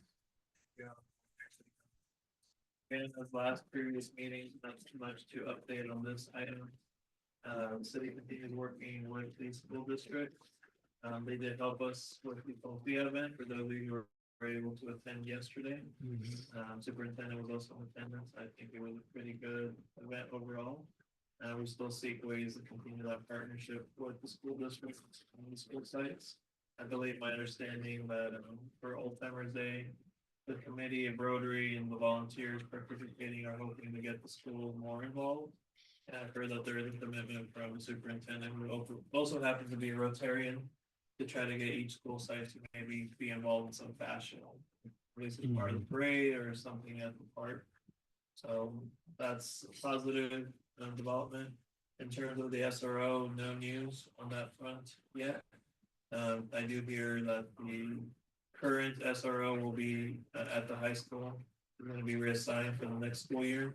I'm not sure what that means in terms of SRO and any of the other school sites. They'll still have a sheriff SRO at Avenal High School. So hopefully, again, as I've mentioned before, that there could be some sort of discussion between both boards The only other development I can mention is going off of social media, not anything I've seen on any official documentation, but it seems that the board president, board chair, Eddie Maldonado has stepped down, since he has moved from his area to another area now, most no longer eligible to represent on the board. So not sure how that, what that would mean for the school board. But they may have appointments, or maybe they have open it for elections. I will keep the council abreast of it. Thank you. The one thing, in former meetings, I believe we show interest, even with Superintendent Risk, to continue the quarterly meetings with the school board members. And I think we need to follow up on that, so hopefully in the near future, we can continue with those meetings, joint meetings. They like to approach that, would council members like to reach out to the board? Council, city manager reach out to superintendents? I think maybe we should write a letter with the intent of interest to continue with those meetings like we had in the past. I agree. We'll have to I agree. pass it. We can start with the letter and then go from there. Mhm. Mhm. That's good. Yep. You guys good? Mhm. Okay. We won't handle it. Okay. So that being said, we'll move over into new business. The 9A, it is to consider approval of agreement with the Flag Group Incorporation for citywide ALPR camera system funded by COPS funds. I believe Chief Velasco will take this into consideration. Good evening again, honorable council members, mayor, city attorney, city manager, and Madam clerks, and members of the public. The Avenal Police Department is seeking approval to enter into a 24-month agreement with Flock Group Inc. for the implementation of a citywide automated license plate recognition ALPR camera system. The system provided by Flock Safety will enhance our public safety capabilities through real-time alerts, intelligent investigative tools, and expansive interagency collaboration. Under this agreement, the city will receive a total of 10 ALPR cameras, a mix of solar-powered and standard units, strategically installed at all major ingress and egress points, as well as key thoroughfares throughout Avenal. These cameras will form a comprehensive virtual perimeter around the city, capturing license plate data and vehicle characteristics 24/7. This design not only aids in identifying and locating vehicles involved in crime, but also serves as a visible deterrent to those seeking to bring criminal activity into the community. The system acts as a force multiplier, equivalent to having approximately 5 police officers assigned around the clock at the city's major ingress and egress locations. The cameras never sleep, they never blink, and continuously capture data that can assist in solving crimes, locating suspects, and recovering stolen property. This allows sworn personnel to be directed toward calls for service, community engagement, and investigation while the ALPR system passively monitors the threat. The Flock safety platforms include communication technology, access to statewide and nationwide law enforcement camera networks, and powerful tools to search by make, model, color, partial plates, and unique features. The system integrates seamlessly into the department's investigative and response workflow, supporting our momentum policing model and strengthening collaboration with allied agencies. This project not only enhances our technological capabilities, but reinforces our commitment to keeping Avenal one of the safest cities in the region. The total cost of the agreement is $59,300 over a 24-month term. This includes $32,900 due at contract signed for hardware installation and professional services, $26,400 in annual recurring. This project with approval, we fully funded through COPS funds with no impact to the general fund.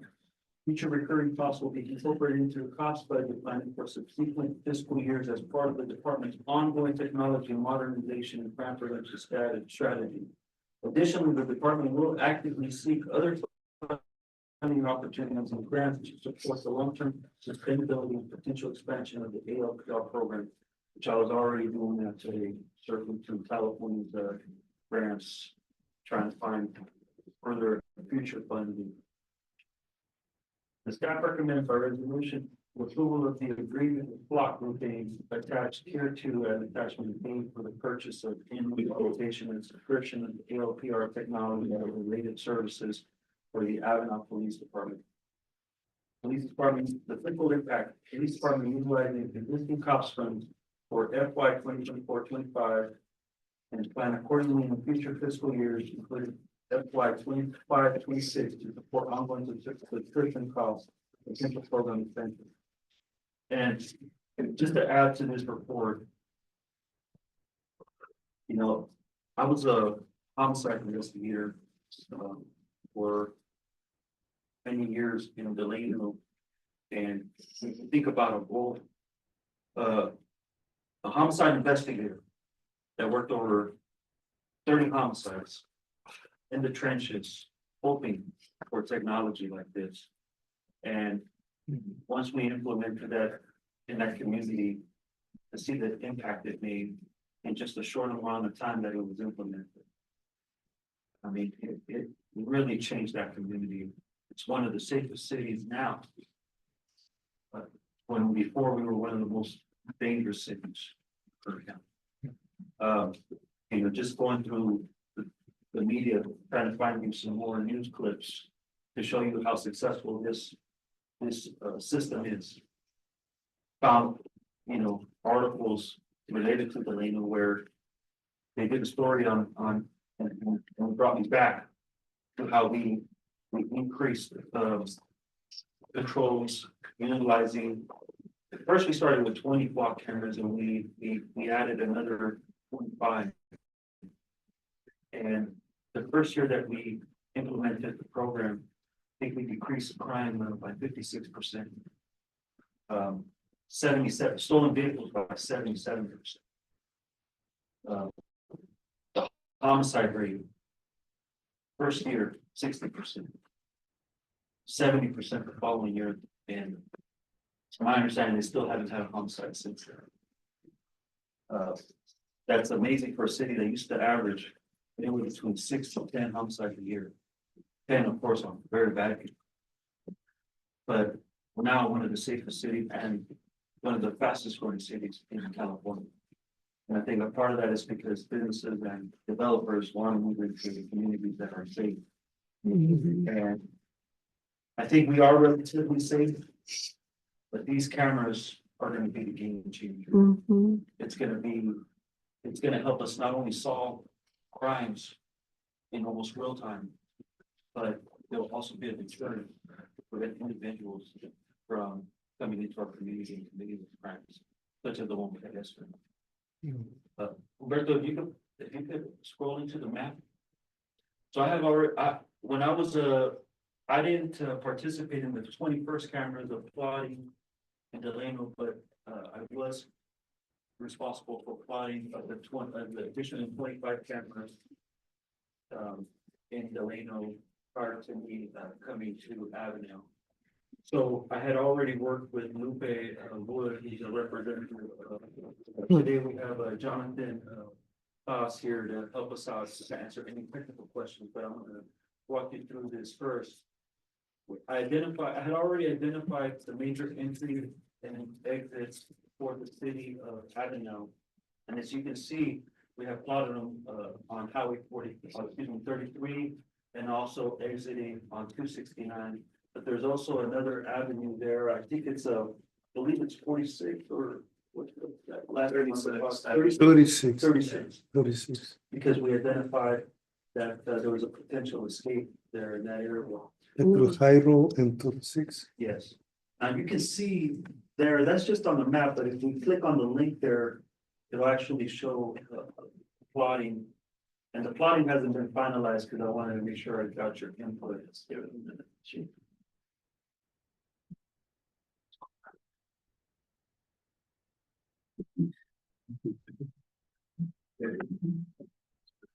I got it. You got it? For this part, yeah, but you're gonna have to show the videos. The link is on the top right. Yeah, it's loading, that's all things. And so It's Zoom. in these areas where, if I could show you here, but in these areas here where there's multiple cameras, that means we're setting up two in each direction in that location. Yeah, I know that county has one up there, but it's positioned poorly. You know, if they move it, then we can possibly move another one of our cameras, but we actually need them coming in and going out in that area of 269. But as you can see there on 36, we've closed off every exit for them to escape. Or if they decide to come into a back road, we're gonna be able to catch them there. They're on Salem and 33. We only have one because there is a good one that county, the DA's office put one there. And if we share, we're gonna be able to catch both ways. So anybody, and I hope they're listening, because anybody that comes into our community after getting those cameras, they're gonna be caught committing crime. We're gonna have an actual workable lead. So like when you get regular surveillance cameras, it's good to, you know, the difficult thing about the regular surveillance cameras is that they won't always help identify from experience. They won't give us a definite, they'll help on creating a timeline or saying, hey, yeah, description of that vehicle rolled through this area. But it won't, I've seen many murders where it's grainy and it's just not enough to positively say that, hey, this is the person. But this here, it gives us a workable lead. It tells us, hey, this vehicle, it captures a license plate or a certain characteristic such as a bumper sticker or something that's individual to that car or specific to that car, you know, even if they cover their plate. And so I think that's special because we can, in real time, if we get a description from a witness that says, hey, you know what, we have a traffic plate. We know that the crime occurred at this time, we can search. The vehicle exited our community and a still shot will be there. And we'll be able to get information. Now, not only that, let's say, for example, they come and they shoot here, right? And they go into Hanford, who also is planning to get block cameras. County already has some. Let's say they go into Lemoore has some. Corcoran is planning to get some. The flock system, if we put out what we call let's say an alert for that vehicle or be on the lookout for that vehicle into the flock system. A want basically. It'll trigger if it goes into their community.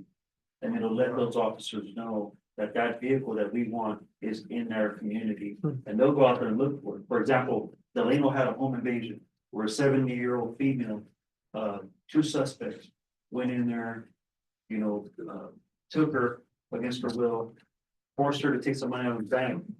And they caught that vehicle with just her description. They entered that info, they found the information in their Delano plot. They put a want on that, and as soon as that vehicle got into Modesto, they were able to apprehend. Modesto PD was able to help apprehend that vehicle and arrested both suspects in the case. And it's an amazing system.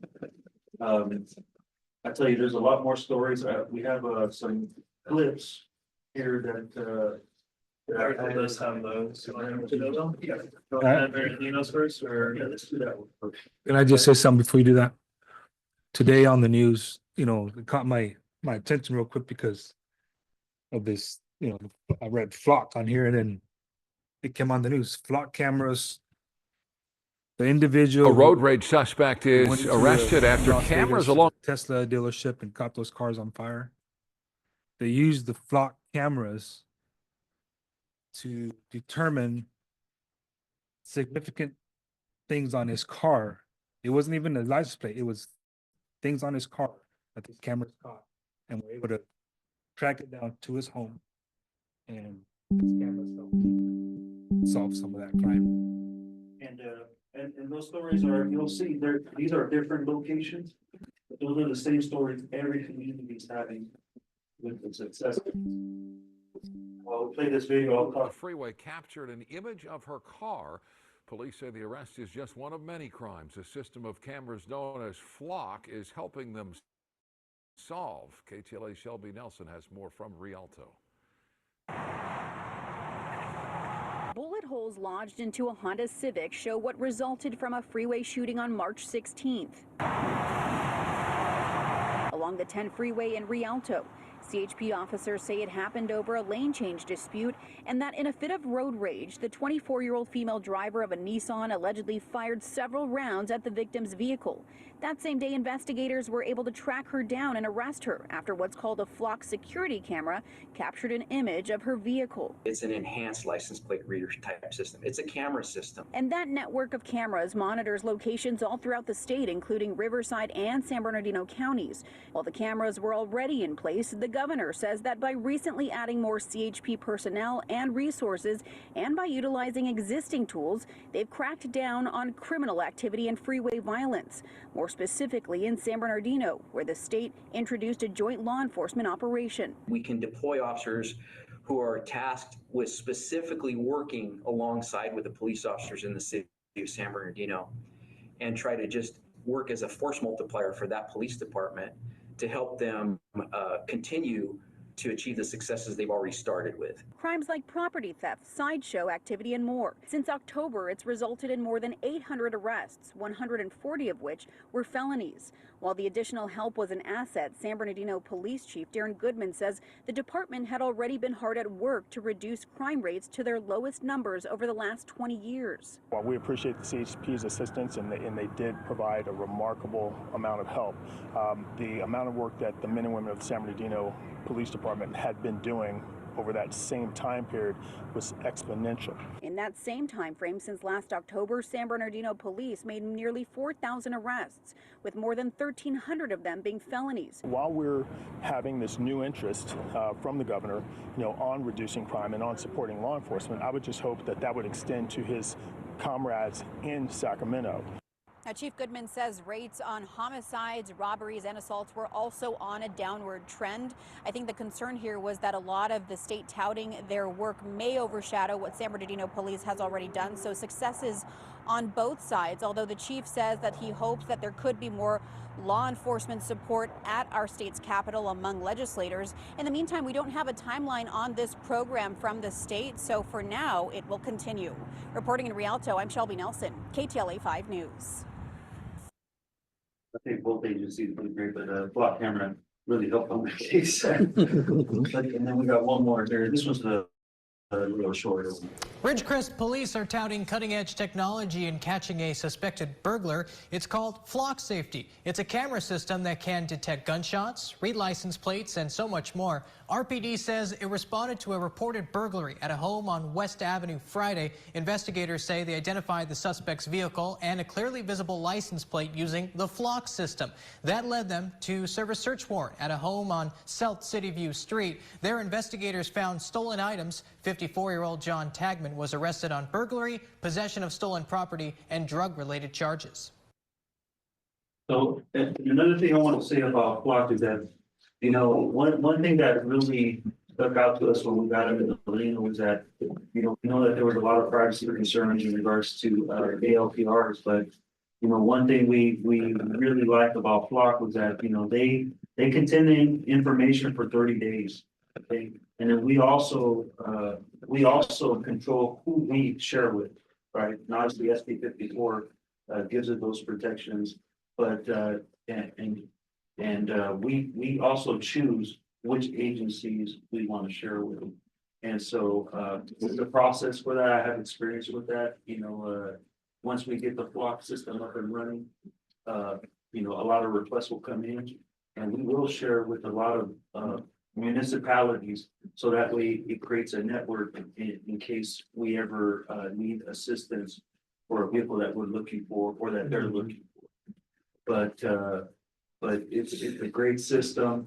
It's, it doesn't operate off of facial recognition, it's unbiased. It gathers unbiased evidence. Something that we talked about actually at the Cal Chiefs training symposium. Where we wanted, where facial recognition was becoming a big issue. And that's one thing that Flock offers us. It offers us a system that doesn't utilize facial recognition, but instead utilizes vehicle characteristics in order to help create a workable lead. It's going to help us tremendously in making sure that we get safe. So I'll open it to any questions. Questions for Chief Velasco? And also, I'm sorry, one more thing. It also, for me, based on my experience, it doesn't work with just one or two. Because you have to create a seal around your seal, a perimeter. And so that's the last thing. What's the range for each camera? The range, The range? Well, I know that when we plot them, there's a cone shape, but I'll let Jonathan answer that if he can. Yeah, they Jonathan. typically go for one. Can folks hear me? Yes, go ahead, pass. Good evening, Jonathan Foss here with Flock Safety, part of the local government affairs team here. They typically can see 1.5 lanes, if that's your question, or a line of sight of 15 to 25 feet, give or take. But they really focus in on the front of the back of cars, license plate, the back of the vehicle. So they gotta be placed strategically the best area according to, like you're saying, exit or enter of the city, right? On the street, escape away road or whatever. So I like the idea of having a secure system around the city, but not only that, it's probably something we may have to have a conversation or collaboration with surrounding cities that do not have it, like Coalinga, Huron, Kerman. That way, we're, those probably criminals running away will probably exit through Coalinga, Huron, or Kerman City. So I think you can also have those communities kind of setting up with the same flag system. It will even help better our purpose. I will say that when I was at the symposium, I don't want to say his name, but I did see a neighboring chief at the Flock's station. And asking questions. The Flock event, which is like a dinner they hosted, but interest now in the system, because what's good about Flock also is that you don't require infrastructure, right? Because they look at the areas where they install them, and it's a they can put up a pole if they need to, or they can attach it to a power pole with the power with the company's or with the city's permission. So really, there's no infrastructure. That's what's amazing about it. It's so easy to install, and they're very reliable. And Flocks, they're for any reason, if we ever had it go down, they were so quick to respond. And I think they actually do checks on their own to see if the system is functional. Really, there's very little maintenance that the police departments do, because they take care of all of it. Yeah, and I believe since it doesn't hurt the general fund, and most police department have CAP grants, I mean, that should be a priority to be like have that united flag system. Obviously, I think somebody's looking out for us, but Avenal is formed so tightly, not spread out like some other cities where you have pockets of unincorporated areas mixed in. You can really seal it tight with just a small, I think 10 is a good amount of cameras. Hopefully we can get some more funds and add a little bit more to put in some more throwaways. But we had some to put on some areas where we have had some trouble, where we can get some vehicle information for anybody thinking about committing any crimes in those areas. But I think putting that because it's so nice and tight, and as it grows, we can grow with it. But you're absolutely right, sir. We have the funds, and I think we should continue getting more grant, you know, in order to either support the program or even grow it if you have to. Do those require direct power, or they can run on batteries or solar? I believe they run off of solar and. Yeah. They might, yeah. Yeah. They're solar powered. And when we do the map for you guys, we make sure that they have plenty of power when they're deployed into the field. Because you know that area behind the high school where the people always going, or by Thurston Avenue going to Colinguita, you know, that's also a good area to monitor for night activities. I think in order for them to get there, we're gonna be able to capture all this. We put it just north of 33 there, where we're still gonna be able to capture some information with everybody coming in and coming out. Any questions, comments? Or pass it, Chief? So the price, this is for 2 years and it would be for the cameras are, how many cameras would this in? So that package, it'll consist of 10 cameras. 10 cameras? The first year is different because it includes the installation charge, Okay, but it's a 2-year agreement. right. Every, with the following year being 26,400, and I think we can even negotiate, now that we wouldn't have to install that, negotiate, and, I think that's a very good price, because I think. Yeah, I think so Delano was too. paying- At that time, it was 3,000 of cameras, and I think they, I think we got a deal. It's 26,400. Saved us a little. Mm-hmm. And just for the record, this appears to be exempt from bidding. It's sole source procurement. I don't know where it's at. Yeah, just Okay. use that. And where are they located? So if it's like, I'm just thinking what is it, ADT or the cameras where they, like for a home? So this would be, so where is the office located? And Headquarters. where is, where is the headquarters for this company? Jonathan, where are you guys based out of? East Coast, we're based out of Atlanta, Georgia. But have offices here in California, don't you?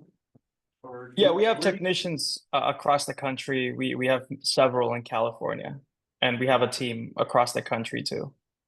Yeah, because I know that you guys used to send texts to Delano to either deal with some issues or look at some poles. I know we had one where a car hit the pole but they went and replaced it for like, I think $300.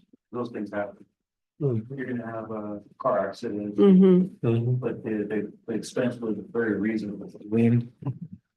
So that was gonna be my next question. Let's say for any reason one breaks down, what's the availability of those cameras? How long it will take to have one and have it replaced? It wasn't very long. I think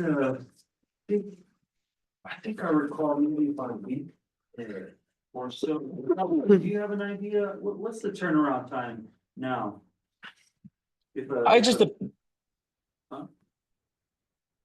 Sorry, I didn't mean to interrupt. Go ahead. Oh, I'm sorry, Jonathan. So the question is, so what's the turnaround time if a camera goes down or if we need something repaired? It typically depends on availability, if there's any permitting requirements, but it typically doesn't take longer than 2 to 3 weeks. Just depends on availability also of staff or technicians. But we've had a lot shorter time spans in California. We have a pretty strong staff team there and contractors in case we don't want a camera down longer than a day, to be honest. We want to make sure the system's fully up and running. But I will just mention, part of what's included in this is a fixed price. So, we're charging you up front for storage, permitting, and the ongoing maintenance of the software and the hardware, whereas other companies would just give you the technology and tell you good luck. We're going to be your partners here through and through. We want to make sure that your system's fully optimally running.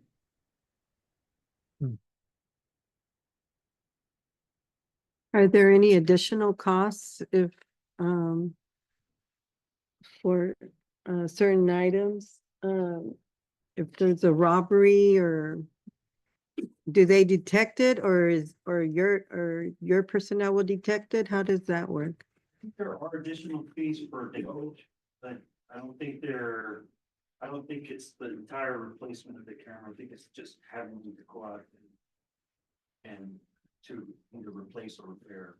But do you know what the fees are, Jonathan? So we don't have any hidden fees or anything like that. The charge is up front. The only exception to, like, let's say if there's any hardware issues directly involved, let's say we install it and for some reason there's a hardware issue with the camera, that's on us. We will go out there free of charge, go replace it, whatever. If someone, for example, the exception to that is if someone literally goes out there in your community and knocks it down with a bat or something to that effect, right? That's the only time, and we will charge you literally the manufacturing price of that camera. And typically that's a very rare thing to happen. But when that's happened, the municipality typically gets some kind of they get some kind of restitution from whatever guilty party was involved with that. Very rare that ever happens, but I will if you allow me to screen share. I just wanted to quickly show you. We're very upfront with the pricing. We want to be very upfront. You're subscribing to a service, and we outline that. I'm not able to screen share, but I did want to just show you something real quick.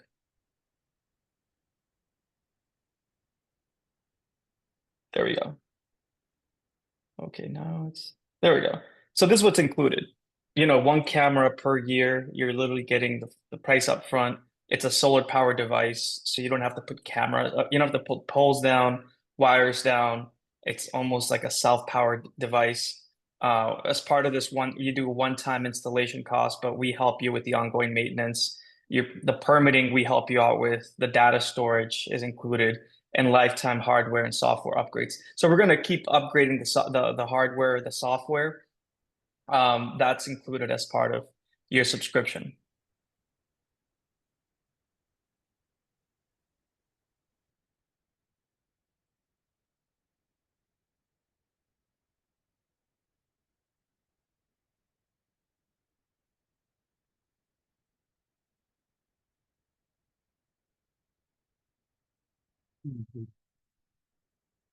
Any other questions for In us, Chief?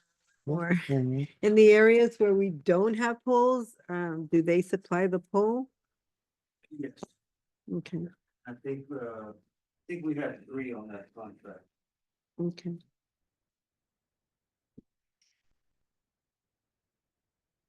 So, and are those cameras considered 360-degree cameras or not? Mm. No, because they just they focus on just the lane. Straight, yeah. Yeah, they just focus on the lane. Maybe 180, Yeah, a cone, but they're Mhm. basically just capturing light. like 180. Mhm. They look like 360. Yeah, it's rounded. And then earlier in the video, it was like a ring, The Falcon. Yeah, the- it's like almost like a large ring camera. right, yeah. But this one's round. Which ones would we be supplied with? I think it's the Falcon, right? Is that? Yeah, this one, yeah.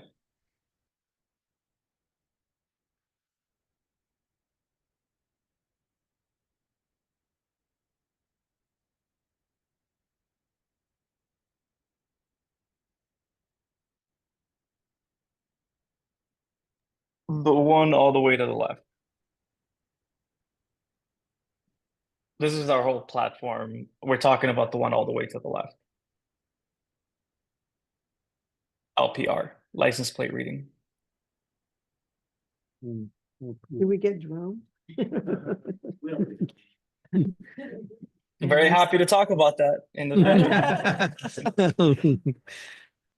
Gotta sell them on this one first, John. So we need to do it, so how long do we take to install them?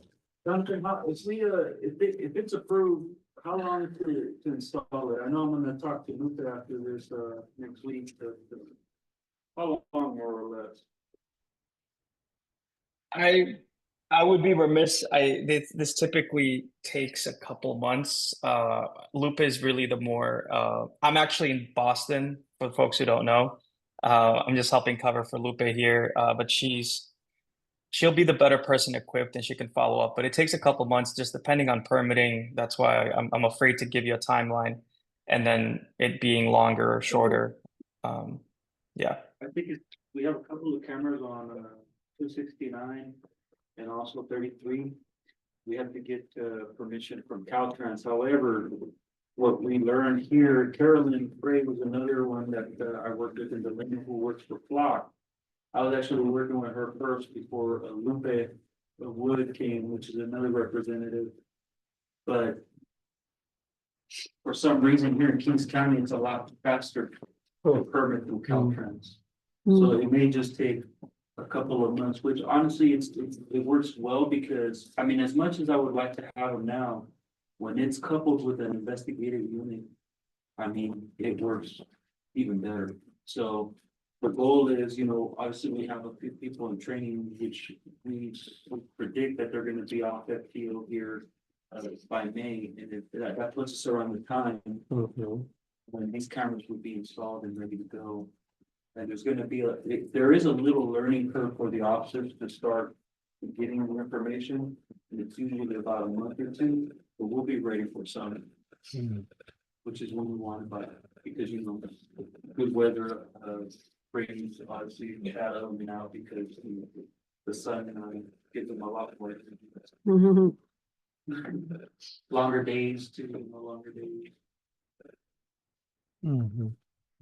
Well, thanks for the presentation. Thank you. There's no more. So we're gonna do take action. So let's see if we want.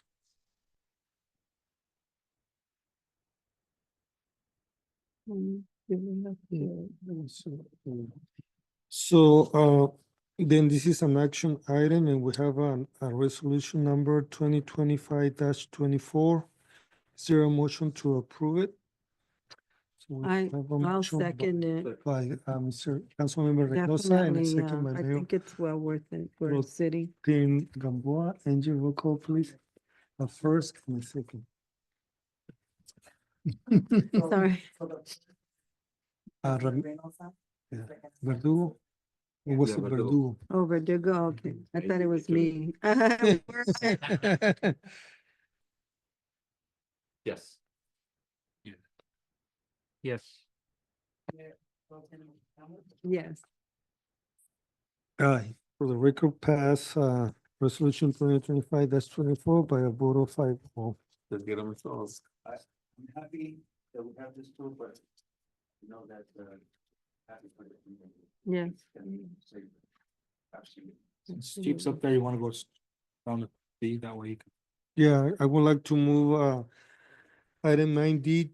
So Chief already can present the one on consent calendar about talk about the fleets and line access.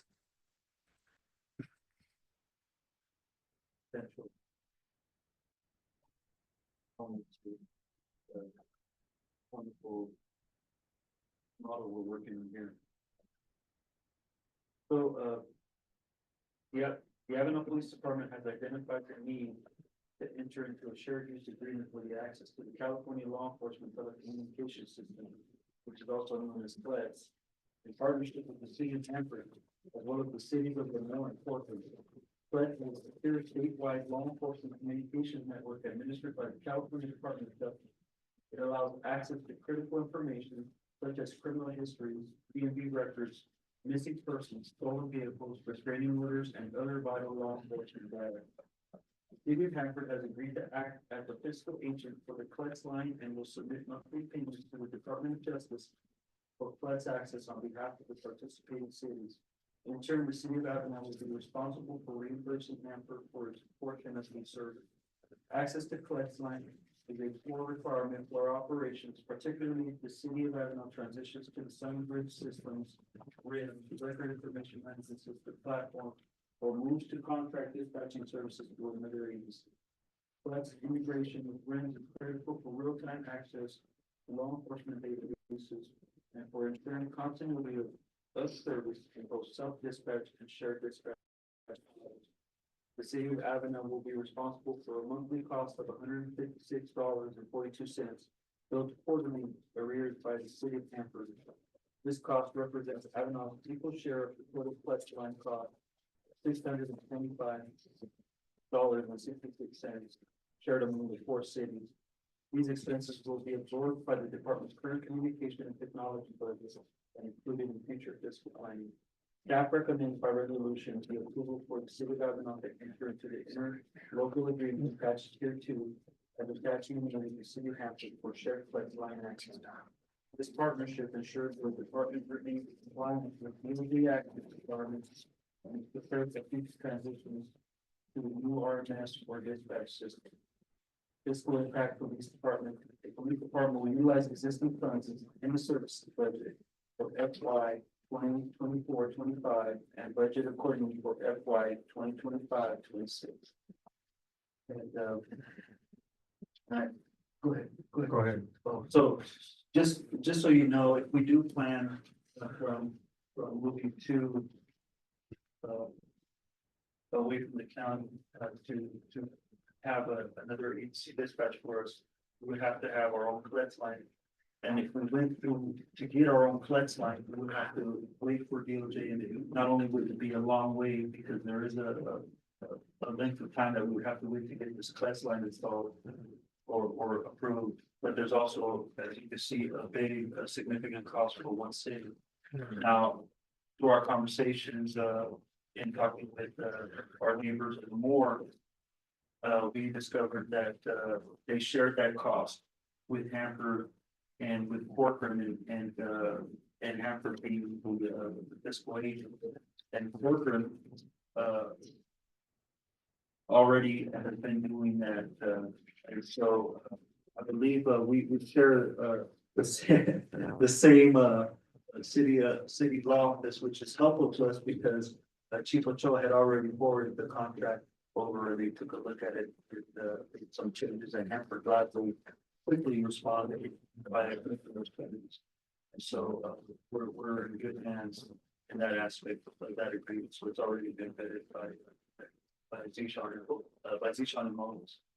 And then Zishan called me and let me know that they had already done that. So very appreciative of that. And I think it's going to be for a small cost, for a shared cost. We are, as you can see, we are collaborating with our neighbors in order to ensure that we have the proper infrastructure to be able to support ourselves and especially improve our system and our infrastructure. As I mentioned before, I've always loved to give you more data and to be able to track crimes, and to also take time away from the officers having to be stuck at the police department writing reports on a very old, archaic system. And if I've got something modern, not only would it alleviate a lot of tension or stress that's being caused by these archaic systems at the police departments, but it would also allow for staff to not have to be at the police department taking too much time working on reports on an old system, instead of using something that's more robust, something better, where they can finish reports quickly and get back out on patrol. Because that's where the majority of their time is, because it's so old, they have to input, all this data. Mm-hmm. And if the system is not, robust, modern, what happens is they're spending time there really just, and really it's the face sheets that's the most difficult to do. So, and face sheets for us, it means there's certain requirements that the state requires that we have to enter certain information that's time consuming if the system's not modern enough. to really recognize or connect, parties. And having them here in there, having to meticulously do the work, and it takes time. And that's why it's frustrating, not just for the officers, but for the record staff that have to send that information over to the state. Just for example, for an audit, my record staff, in order to, every time they get a clutch return or they're running something, they have to write it with a pen and paper to prepare for an audit on a notepad. On a spreadsheet, that's ridiculous.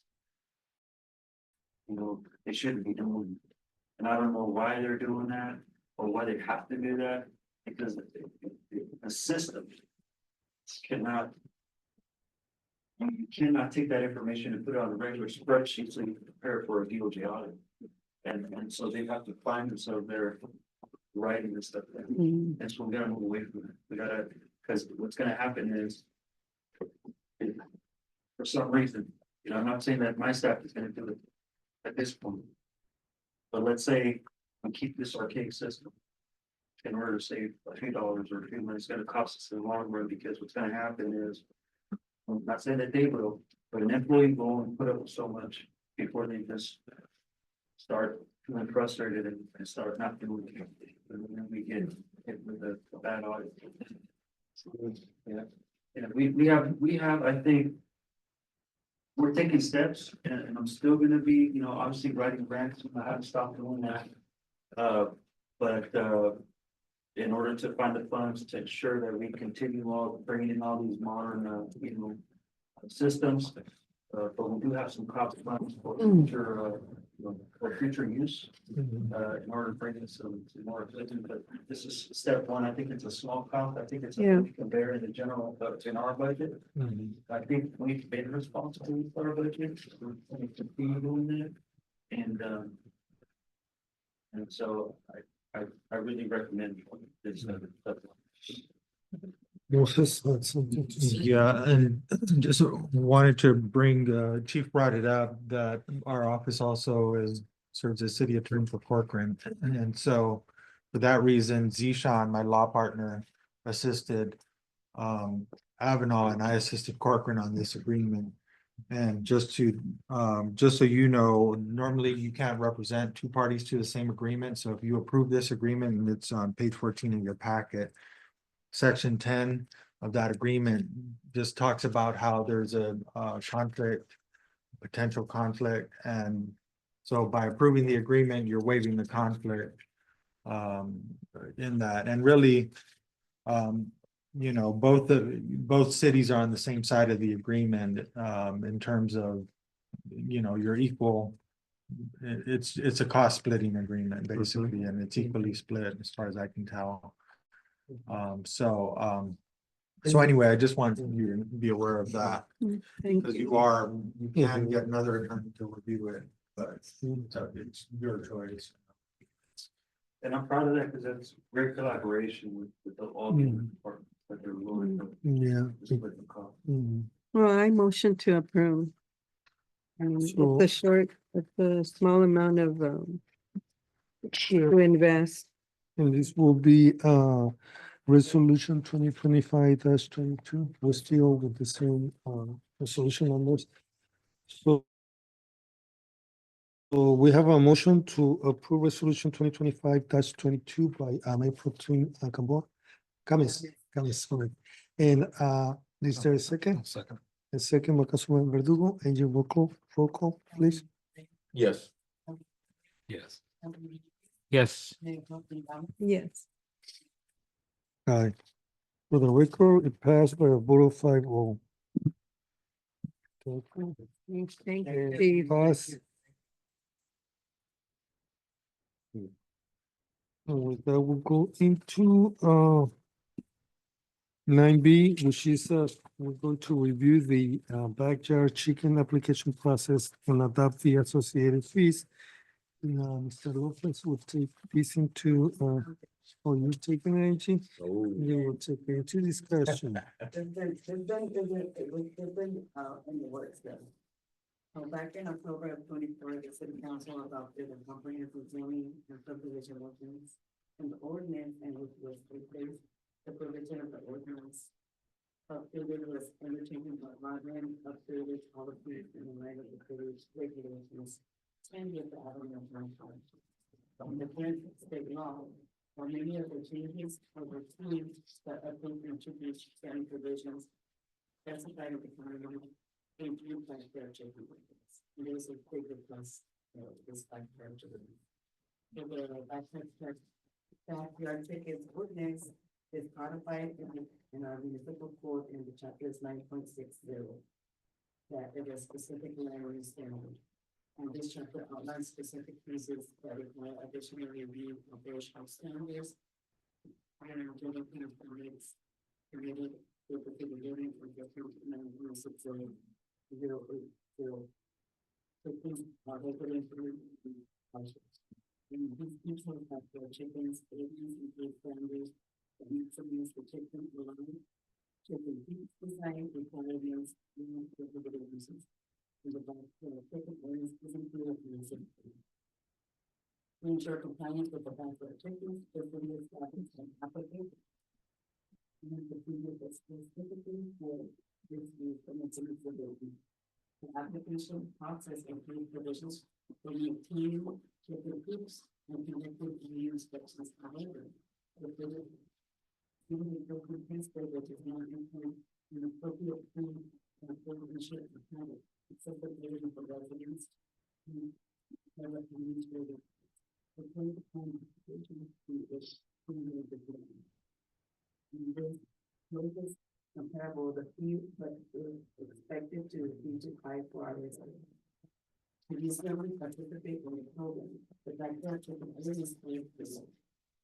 There's clients from the community, we have ways everybody to prepare chickens and ready to do the application process to our community. In addition to $100 and have decided to promote accessibility to the. For the effective implementation of the backyard chickens ordinance, staff proposes adding 2 new fees to the city fee schedule. As you tell us, application fee will be $100 one time fee for processing the application and convention from the inspection. For the remainder of the 24-25 fiscal year, which runs now for the June 31st, 2025.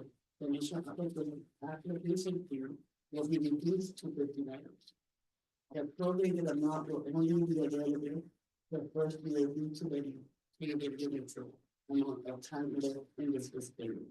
Property owners will be responsible for the full application fee regardless of the time in year starting July 1st of 2029. The most sections are $50 and your fee at the start of the fiscal year for ongoing compliance inspection. Late renewals will be $25 allowed, late renewals in the month of August.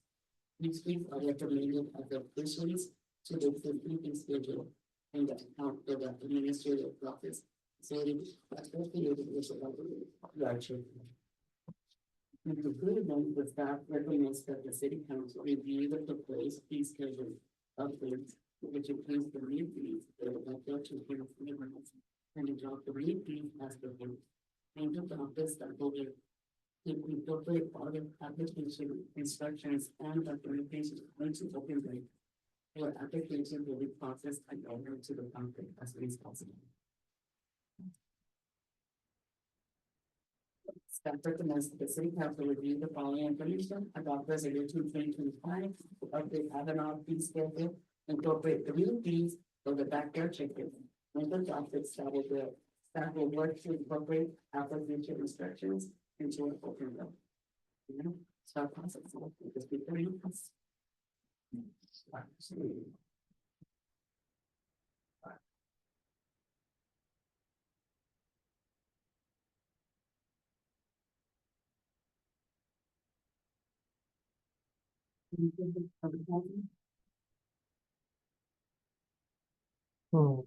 do we have many, children?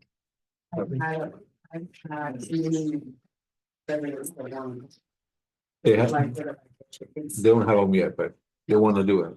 So, well, how many do we have active right now? Oh, no? Legally. Legally. Legally. Yeah, legally. So this would be for their own consumption of eggs. Why do they want chickens? Yes. Yeah, the egg. Okay, and then you put down here, they cannot sell the eggs, they cannot slaughter, and there's no roosters. Yep. So the chicken, how many chickens would that be allowed? 6.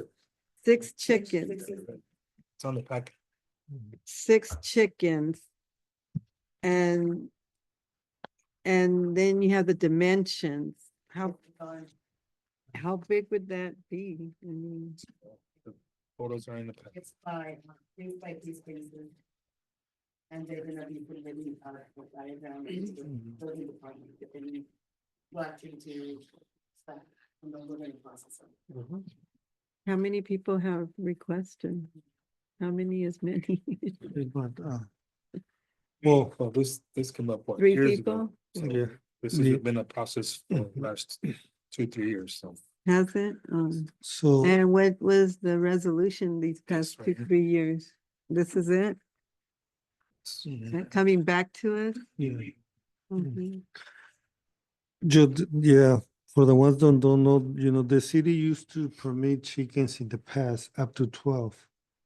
But, there were some concerns from the code enforcement. I think correction on that, I think that was before the city incorporated. Once it incorporated, my understanding of that. No, because I had some in 93.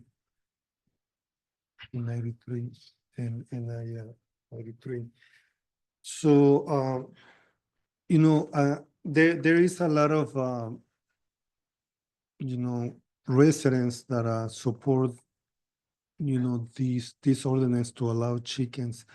But I believe they haven't seen all these requirements that actually, to me, are kind of expensive, like to build to get everything. By the time you get everything, pay the fees, get your, do it, bury the wire 12 inches underneath, and do the fencing all the way around. It's gonna be costly for some of them, right? And also, like it's very rigid. Like if for any reason 1 or 2 are roaming freely because somebody maybe left the gate open, or for whatever reason, they can be impounded by the city and not returned to the property owner. So all these, I believe now the community is not aware of all these regulations, restrictions, and fines. So, and I don't know if by looking Mayor Pro Tem asking these questions, I think, I don't know if we're ready to take action tonight. I think maybe somebody, maybe we also may need. Mhm. I should be able to provide for them, and I should be able to be accountable for them. Because I'm the one that wants them, so I'm gonna be taking pride in my building, my team, keeping my chickens. So I know that sometimes they get out, that you wanna tell your children, hey, I'm going, if you don't have them, make sure to.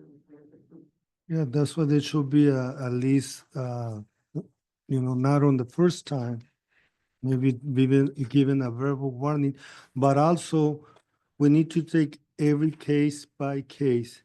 Like you may be,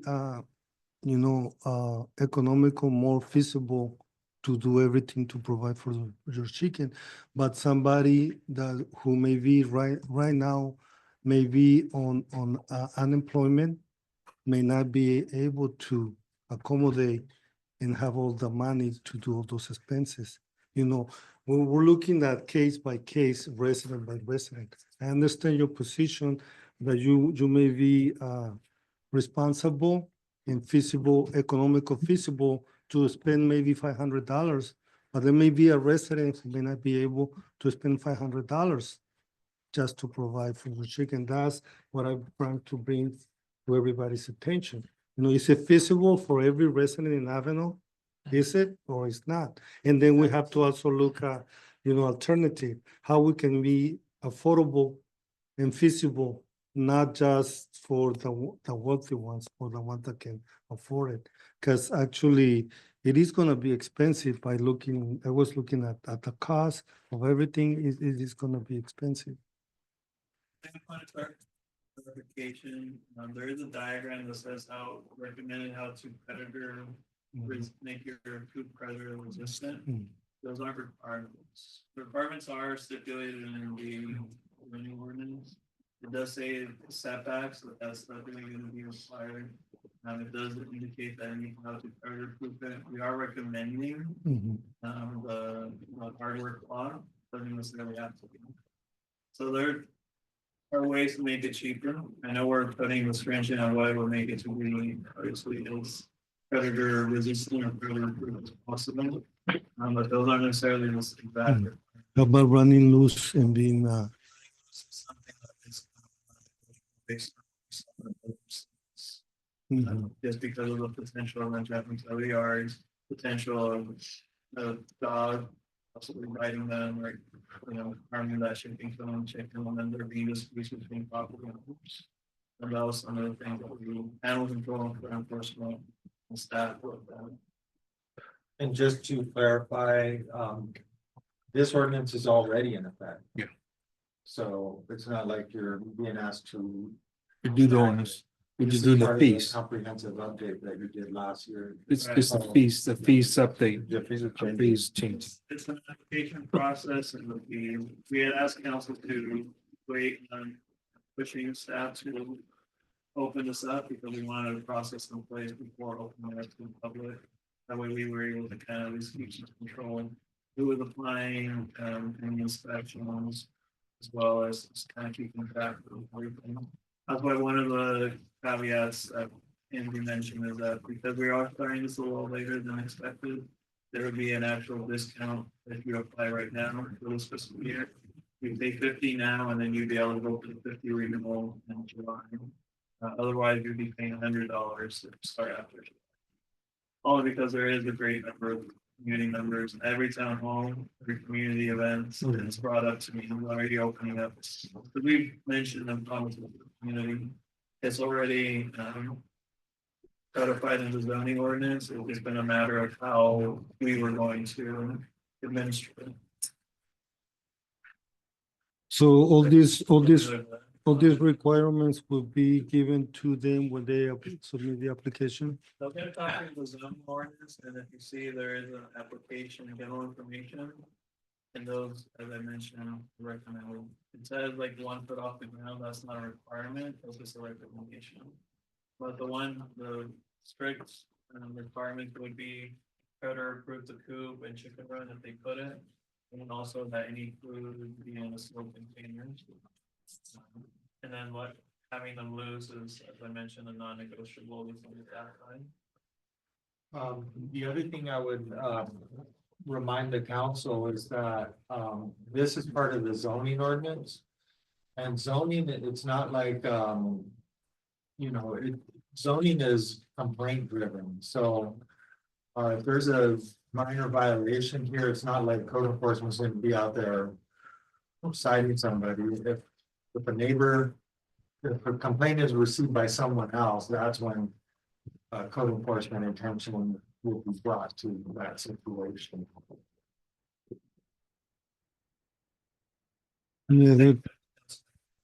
How about if a payment plan was just like put into like effect where they could pay a certain amount and then eventually pay it off, but I mean, and not like a personal, everybody had like a different, approach. Like if, for example, somebody goes in and say, I can't pay, but I could pay this much, like so much. And then on the next bill, the water bill, I could pay so much. Just make it affordable for the whole community. It'd be more administrative. That's an option that should be offered. I know it might be a burden on the staff, more work because of that, but eventually, the community will benefit from it. I think if they wanted real, they'd save up enough money to go start it, so. Mhm. Because they'd have to build But, their team, so. How do, Because we're doing it to open them, so this is what I'm gonna tell the resident, if you don't have the money, then pay it off. Once it's been approved, and you pay the whole thing, you get a certificate, then you can start it. Mhm. More of an accounting issue. But what if they're a nuisance for the potential neighbors? I mean, if they're able to have 6 chickens, they're making noise. I mean, how would that play? Some of the mitigations that they would not be allowed to have roosters. And that's why some of the recommendations of having a chicken coop with spacing.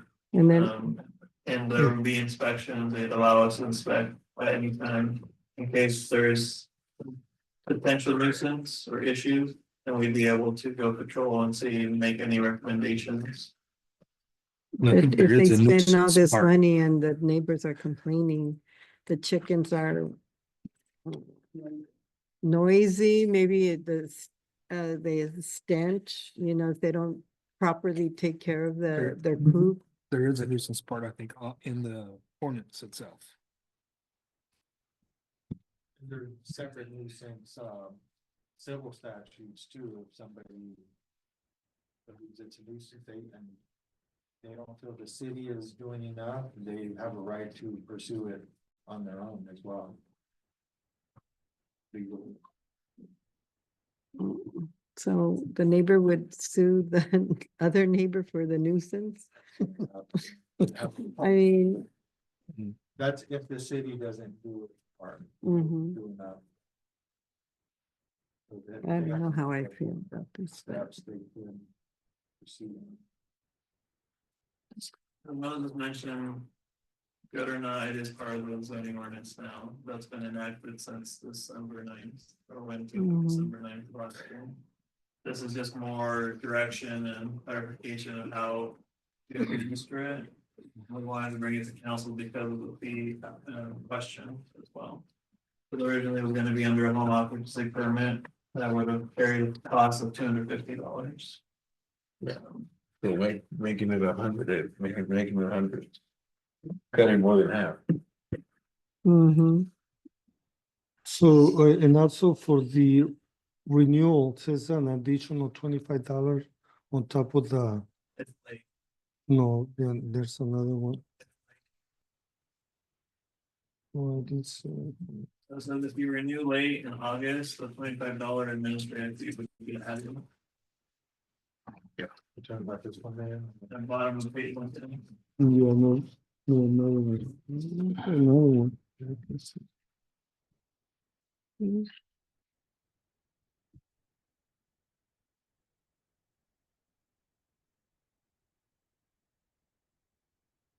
Any other question, comments, a motion? So move that we approve this. We have Checking a application motion. process. But how are they gonna pay for it? Are you siding with Angie? They pay first and get a certificate once they're, or a payment plan, or? There's a process, once the application is submitted, I'm not gonna give them anything until everything's clear, and then they can start it. So then I have accountability of what's going on. Mhm. Mm-hmm. Okay, and we go out there and look at their structure. It'll be inspected by 1 and then. You know, a motion on the floor by. Second. And that's a motion to approve the resolution, 2025-25. Yes. It's the new pricing. Yeah. We're just doing the pricing, right? With the resolution. Some guidance on the process. Application.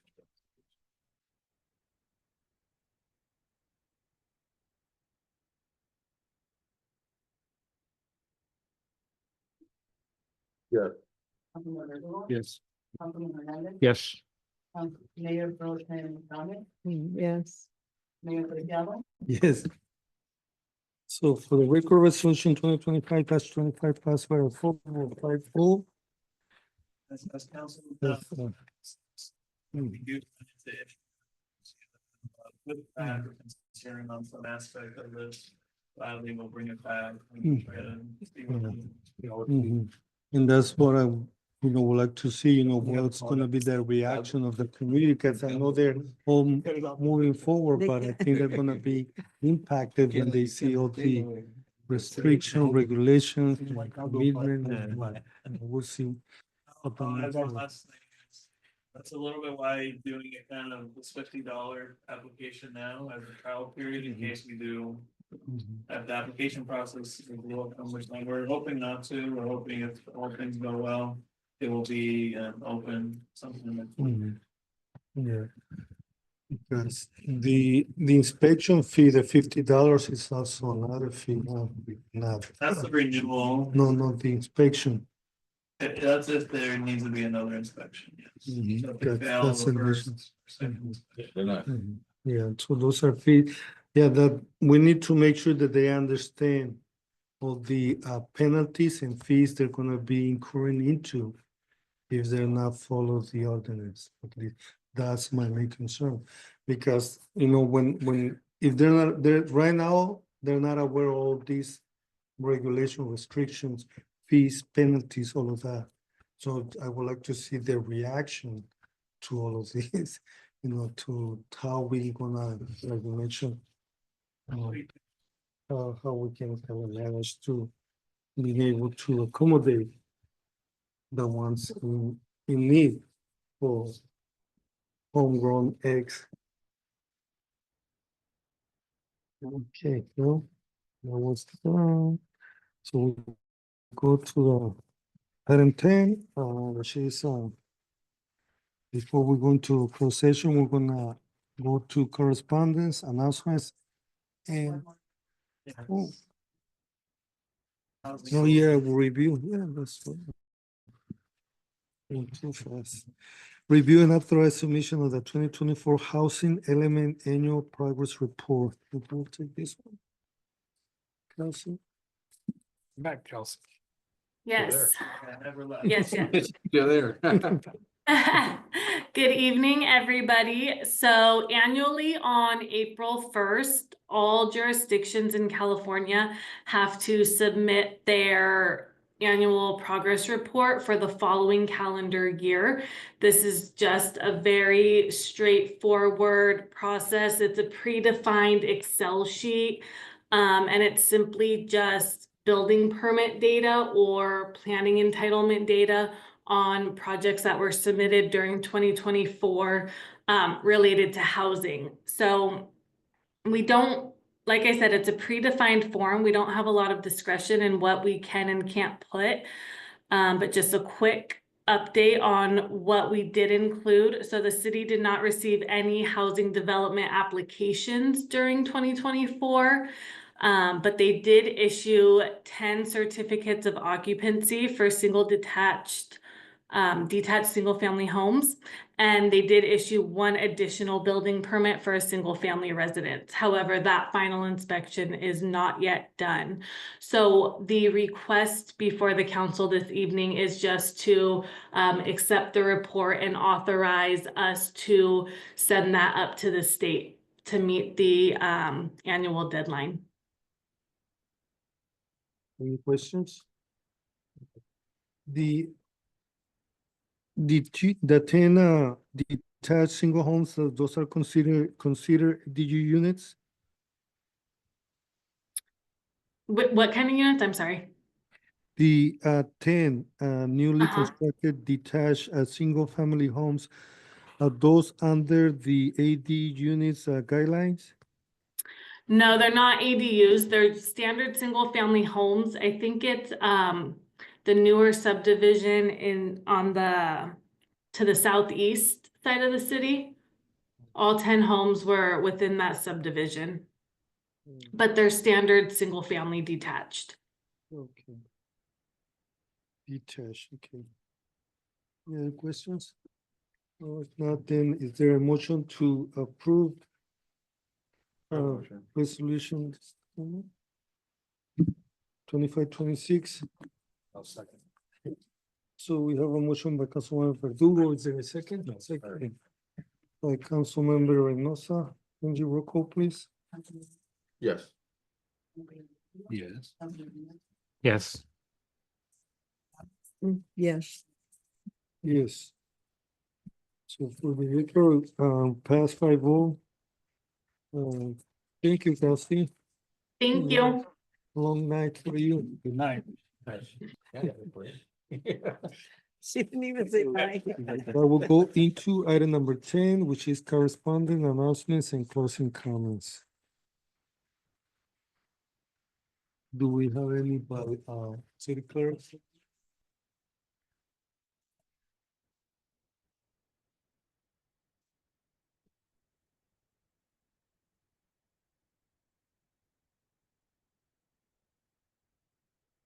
What did they do on it again? Oh, next. To Monday, the last day, but Monday is a holiday, the office will be closed. So you only have two more. I'll stop by there tomorrow. Yeah, only Monday's one a day holiday? left. Oh But my I've been God. trying to go and then they just cut up on something. I'll just make some We time. have to do it online. The other thing is, you know, if you don't have all the information, just submit it and then submit and amend it after the deadline, and but you don't want to miss that deadline. Yeah. Fine. You can make, You don't want to Then, charge the city now. No, actually be the responsible party, not the city. Oh, it's on you. Thank That- you. that- I know, I had to Right? turn it in. Yeah. we should have done it today. Yeah, you were there. She's here, let her out. Right, Moses, so that's a personal obligation or not the It's an city. individual application, not a city, so the city won't get in trouble. Yeah. Okay, wait, so Carla, any closing comments, announcements, correspondence?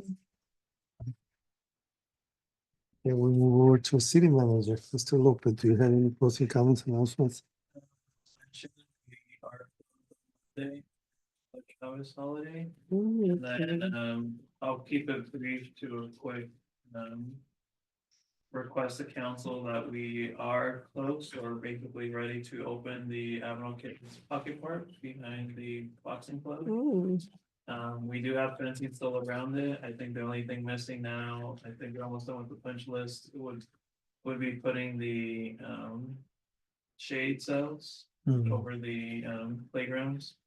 So that being said, if there's a consensus on a potential grand opening, or if the council just wants to open it already, might do something later. Kind of leave it up to council, where there was one day that the fence was removed and it was already being utilized by the community right away. We do have a window and we do a grand opening. I know A&M, Javier would be happy to sponsor food. For other events. We bring out someone else and also to the mini walk through. Well, that would be nice. You said you have potential dates? I would suggest. What am I calendar? Either a Wednesday or potentially a Saturday. I'd have to figure out staffing wise on that end. But maybe April 9th or latest April 16th. And either one of them, or Saturday being Saturday the 5th or Saturday the 12th. If there's a preference from council or just mention it's open. I think a weekend would be nice. A Saturday, you said the 12th or the 19th? Any other suggestions? I'm good for Wednesday. You move for Wednesday. If it's on a weekday, will it be morning, afternoon? Because most kids will be at school. That's why the suggestion on a Wednesday for an early out, potentially have it at 3 or 4. The 16th would be a holiday, it's no spring break from the 14th to the 21st for school. So the 16th during the day would be nice too. What about potential sponsor for the food. Is he available? He said any date. I'm putting a hard deadline on the 16th. That would be still 2.5 weeks of the park not open to the public is my only. Yeah, I think the sooner the better. When it should be done completely? But you on the spot, Scott, when, is it just the shade sales? That's my understanding, correct? Or is there another potential? If we open it up and the extensions for the poles for the shade sails have been submitted to the welding shop.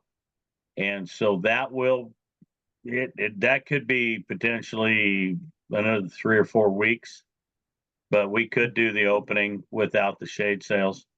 The punch list, the last thing on it is a few plants that did not get put in and a couple of them that got removed when they put the drinking fountain in, and just moving them by a foot or so. But we should, like I say, the sage sales are dependent on right now on the welder, the facility finishing those, but we're basically ready with everything else. So. So they won't be so rushed to do these things after the 16th only, but. And the fencing is done? Yes, the actual fencing is done. There's just security fencing around it right now, temporary fencing. Scott, how about the area that access to the other park?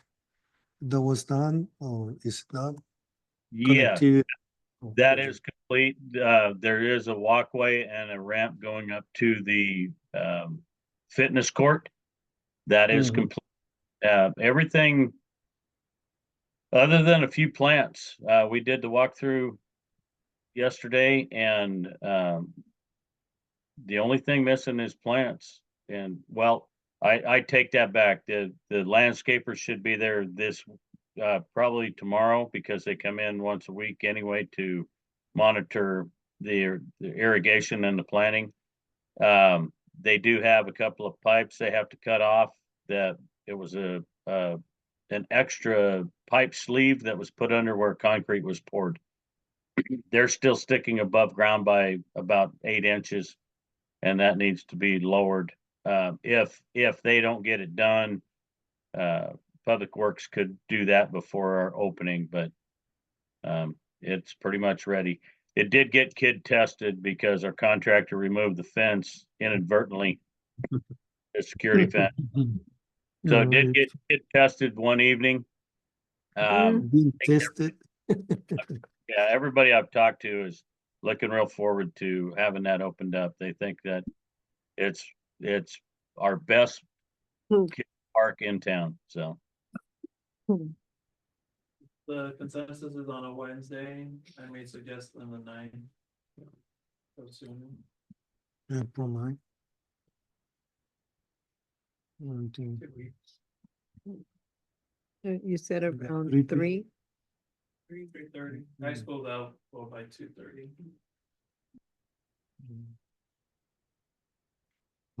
But whatever the council decides. The night I will be in Merced. The 16th. The other question I have for Scott to me, the city already accepted the end of the project, with the construction company, or didn't have to? Not yet. Yeah. not yet. They'll finish that punch list with getting the plants replaced, and then we can accept it. But Yes, right now, I think the opening of the park should take effect after the acceptance of the project being finished, in case anything happens. Why we have the park open before acceptance? well, I know we did it the last time because part of the final acceptance is if the state has to come out and actually do a physical inspection, or we can send them pictures, which will complete the whole thing. And Tony can correct me, but I do believe the retainer is kept until the state finalizes their approval. And so the final acceptance with everything being complete, if we're satisfied with the punch list, we could still do an opening. With accepting the fact that if plants get damaged or destroyed after we accept it with the final punch list, we know that we will be replacing that anyway. There is a 120-day warranty on plants living, dependent upon damage. So if plants get destroyed, obviously it's not in the warranty, but they do have a 120-day guarantee that they're going to keep the plants alive and they get established. So I don't see an issue unless I'm speaking out of line just a little bit with. Some safeguards, simply, so in terms of there's no more construction activity, that was more concerned, which Brandon had here yesterday. Ready to be opened. Coordination of planning is opening the side. Decide on time and hopefully we'd like to have a little council. Yeah, so 16 sounds good then.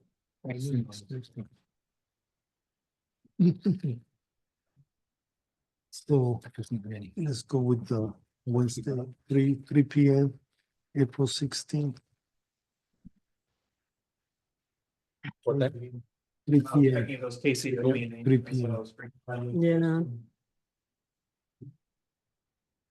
Decide anything. That's what I was, our meeting is at 4:30, 16th, the 16th. That's a Wednesday. is that what we decided? Yeah.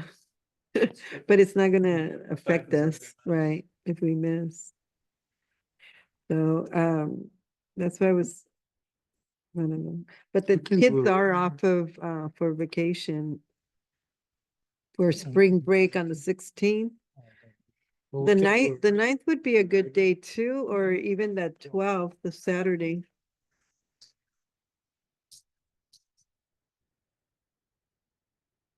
That was one 1, reason. 2, 3. Oh, you know what? They're closed on the 16th, so we moved it to the 23rd. We're good. So the 16th is if you guys want it on the 16th, it's available. Yeah, Okay, they have your. I didn't highlight it. Maybe I should. Okay, so it is on the 16th at 3 p.m. They have your notes. 3 p.m. 3 p.m.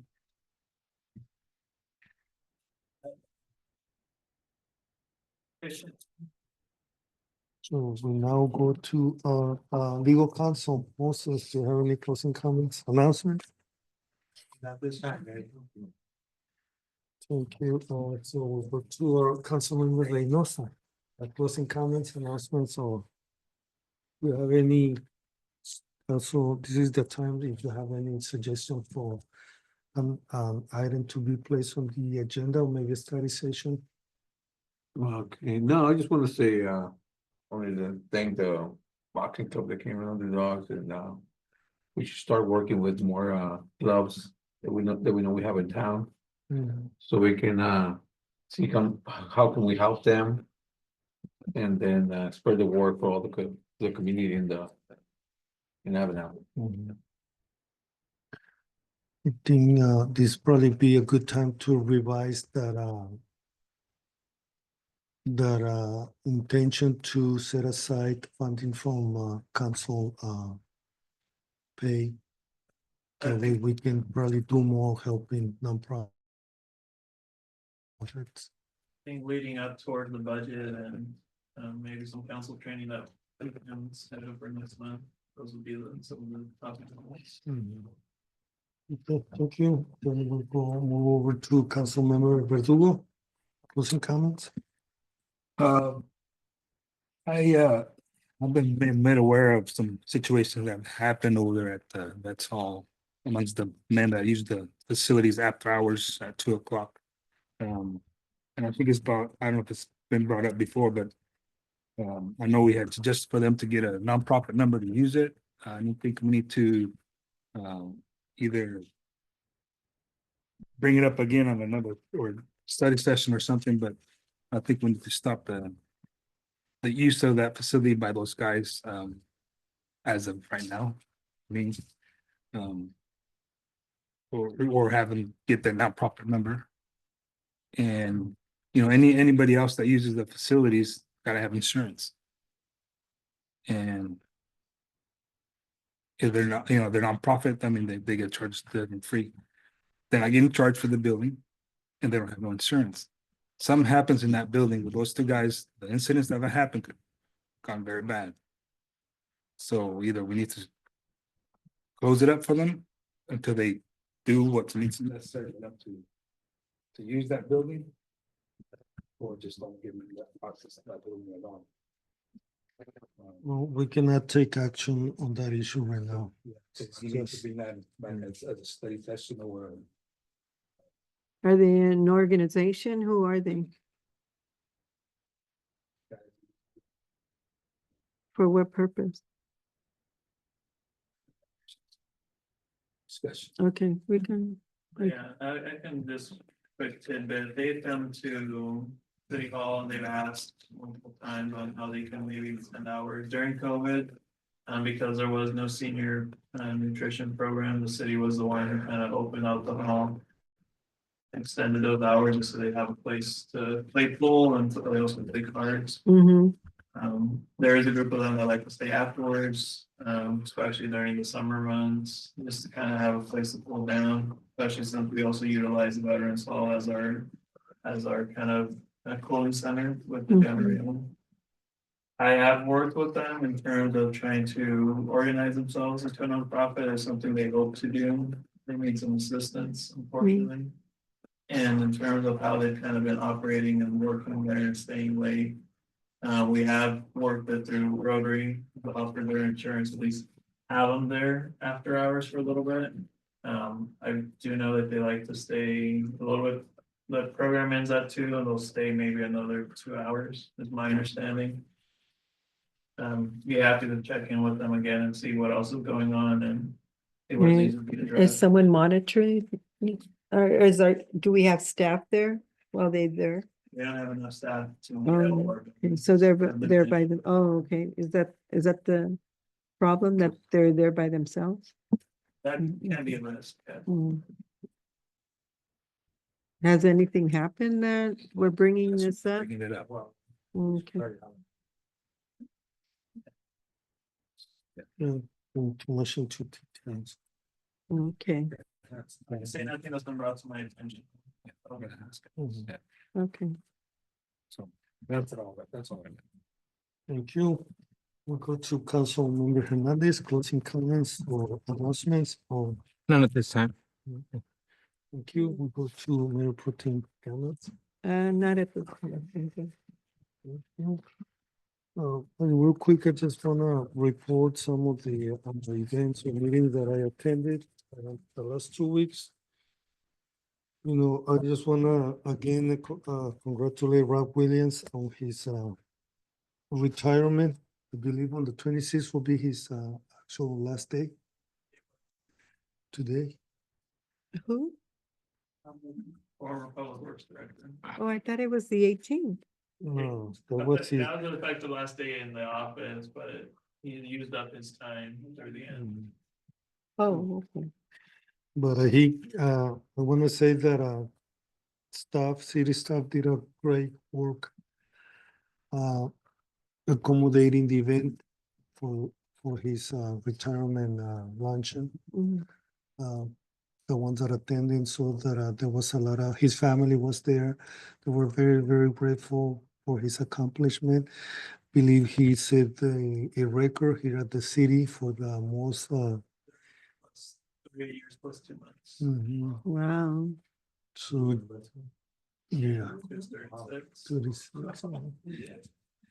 So there was I just wanna thank city staff, employees, everybody, department wise were present, appreciative of Rob Williams' leadership in the Public Works Department for so many years. He was the first one there and sometimes the last one to leave when they have some, events like water lakes or things he had to take care of. But farewell to him. best in the best in the future. Also, on the 19th, I attended the grand jury kind of interview. I believe there'll be they interview people from different cities, different agencies. I know they'll be interviewing Terry King next week from the Kings County Transportation Department. Also, I attended the RUN meeting.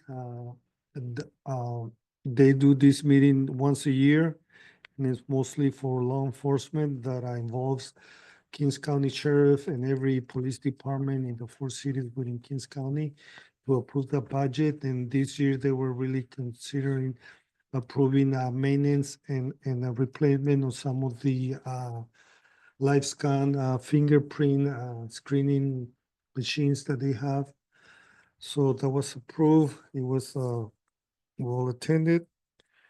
I also attended the Kings Area Rural Transit meeting, monthly meeting, also the Kings County Association of Government monthly meeting, and also the Kings County Avenal Program quarterly meeting.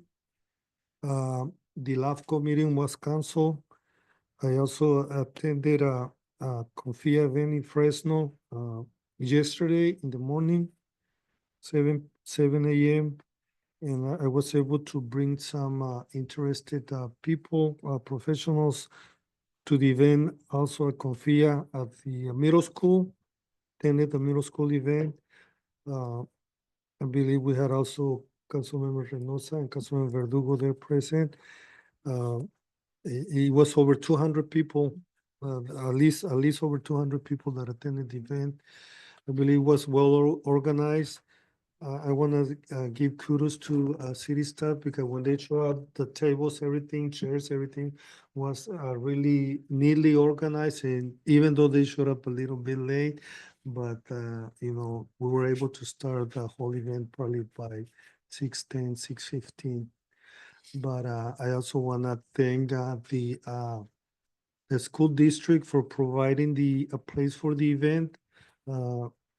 Superintendent Reese was there. Unfortunately, he left before we recognized and thanked him for the event. But fortunately, Stella Isela Jimenez was there, so she also stated that she likes being part of the city events. Well, the district likes to continue to partner with the city, providing space or whatever support they may provide. Also, they've been providing the auditorium, the high school auditorium for the headquarters for the to survey volunteers and staff. I want to also you know, say that they've been doing a great job on weekends, going house to house, and also the churches and also at the businesses and the city events. Yesterday, they were also busy at the Confia event, you know, filling those surveys, helping people who are not able to do it online. They were able to be helping them, and I think the numbers grew up to about 600, over 600 surveys done so far. Good. 653, and we still got until Monday to finish. The end of the month. But a lot of good information coming from the community. And I just want to say we'll go into closed session, and if we have anything to announce after closed session, we'll come back and report it. And I want to say that for the meeting, it's on. So hopefully, do we have any concern for coming back to announce? Is we take any action? Can I say one more thing? Maybe 30 minutes. Sure. I like to thank Scott for, I was telling them that when they had that little event at that park down there, down on the grill or whatever, down. Yeah. I noticed there's the trees that are facing the street had a bunch of broken limbs are about to break. And They went down there the very next day when I mentioned it, so then they take care of it. So, thank you, Scott. You're welcome. Down here. The name of that. One on Ventura. Yeah. Thank you, Scott. Always there to help. So with that, we'll go into closed session. There's a 3-minute break.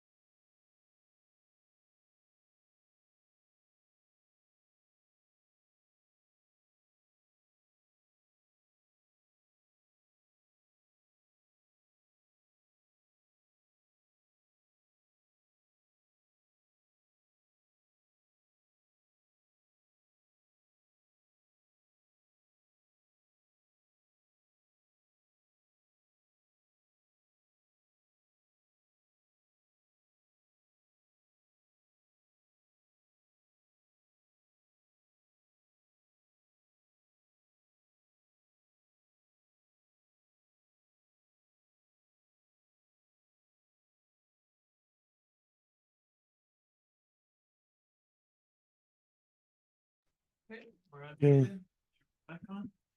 Yeah. Hello, everyone. The time is 10:57. We just came out of closed session for the Avenal City Council. The time is 10:57 and we took no action, nothing to report, so meeting adjourned. Thank you and good night. I'm Good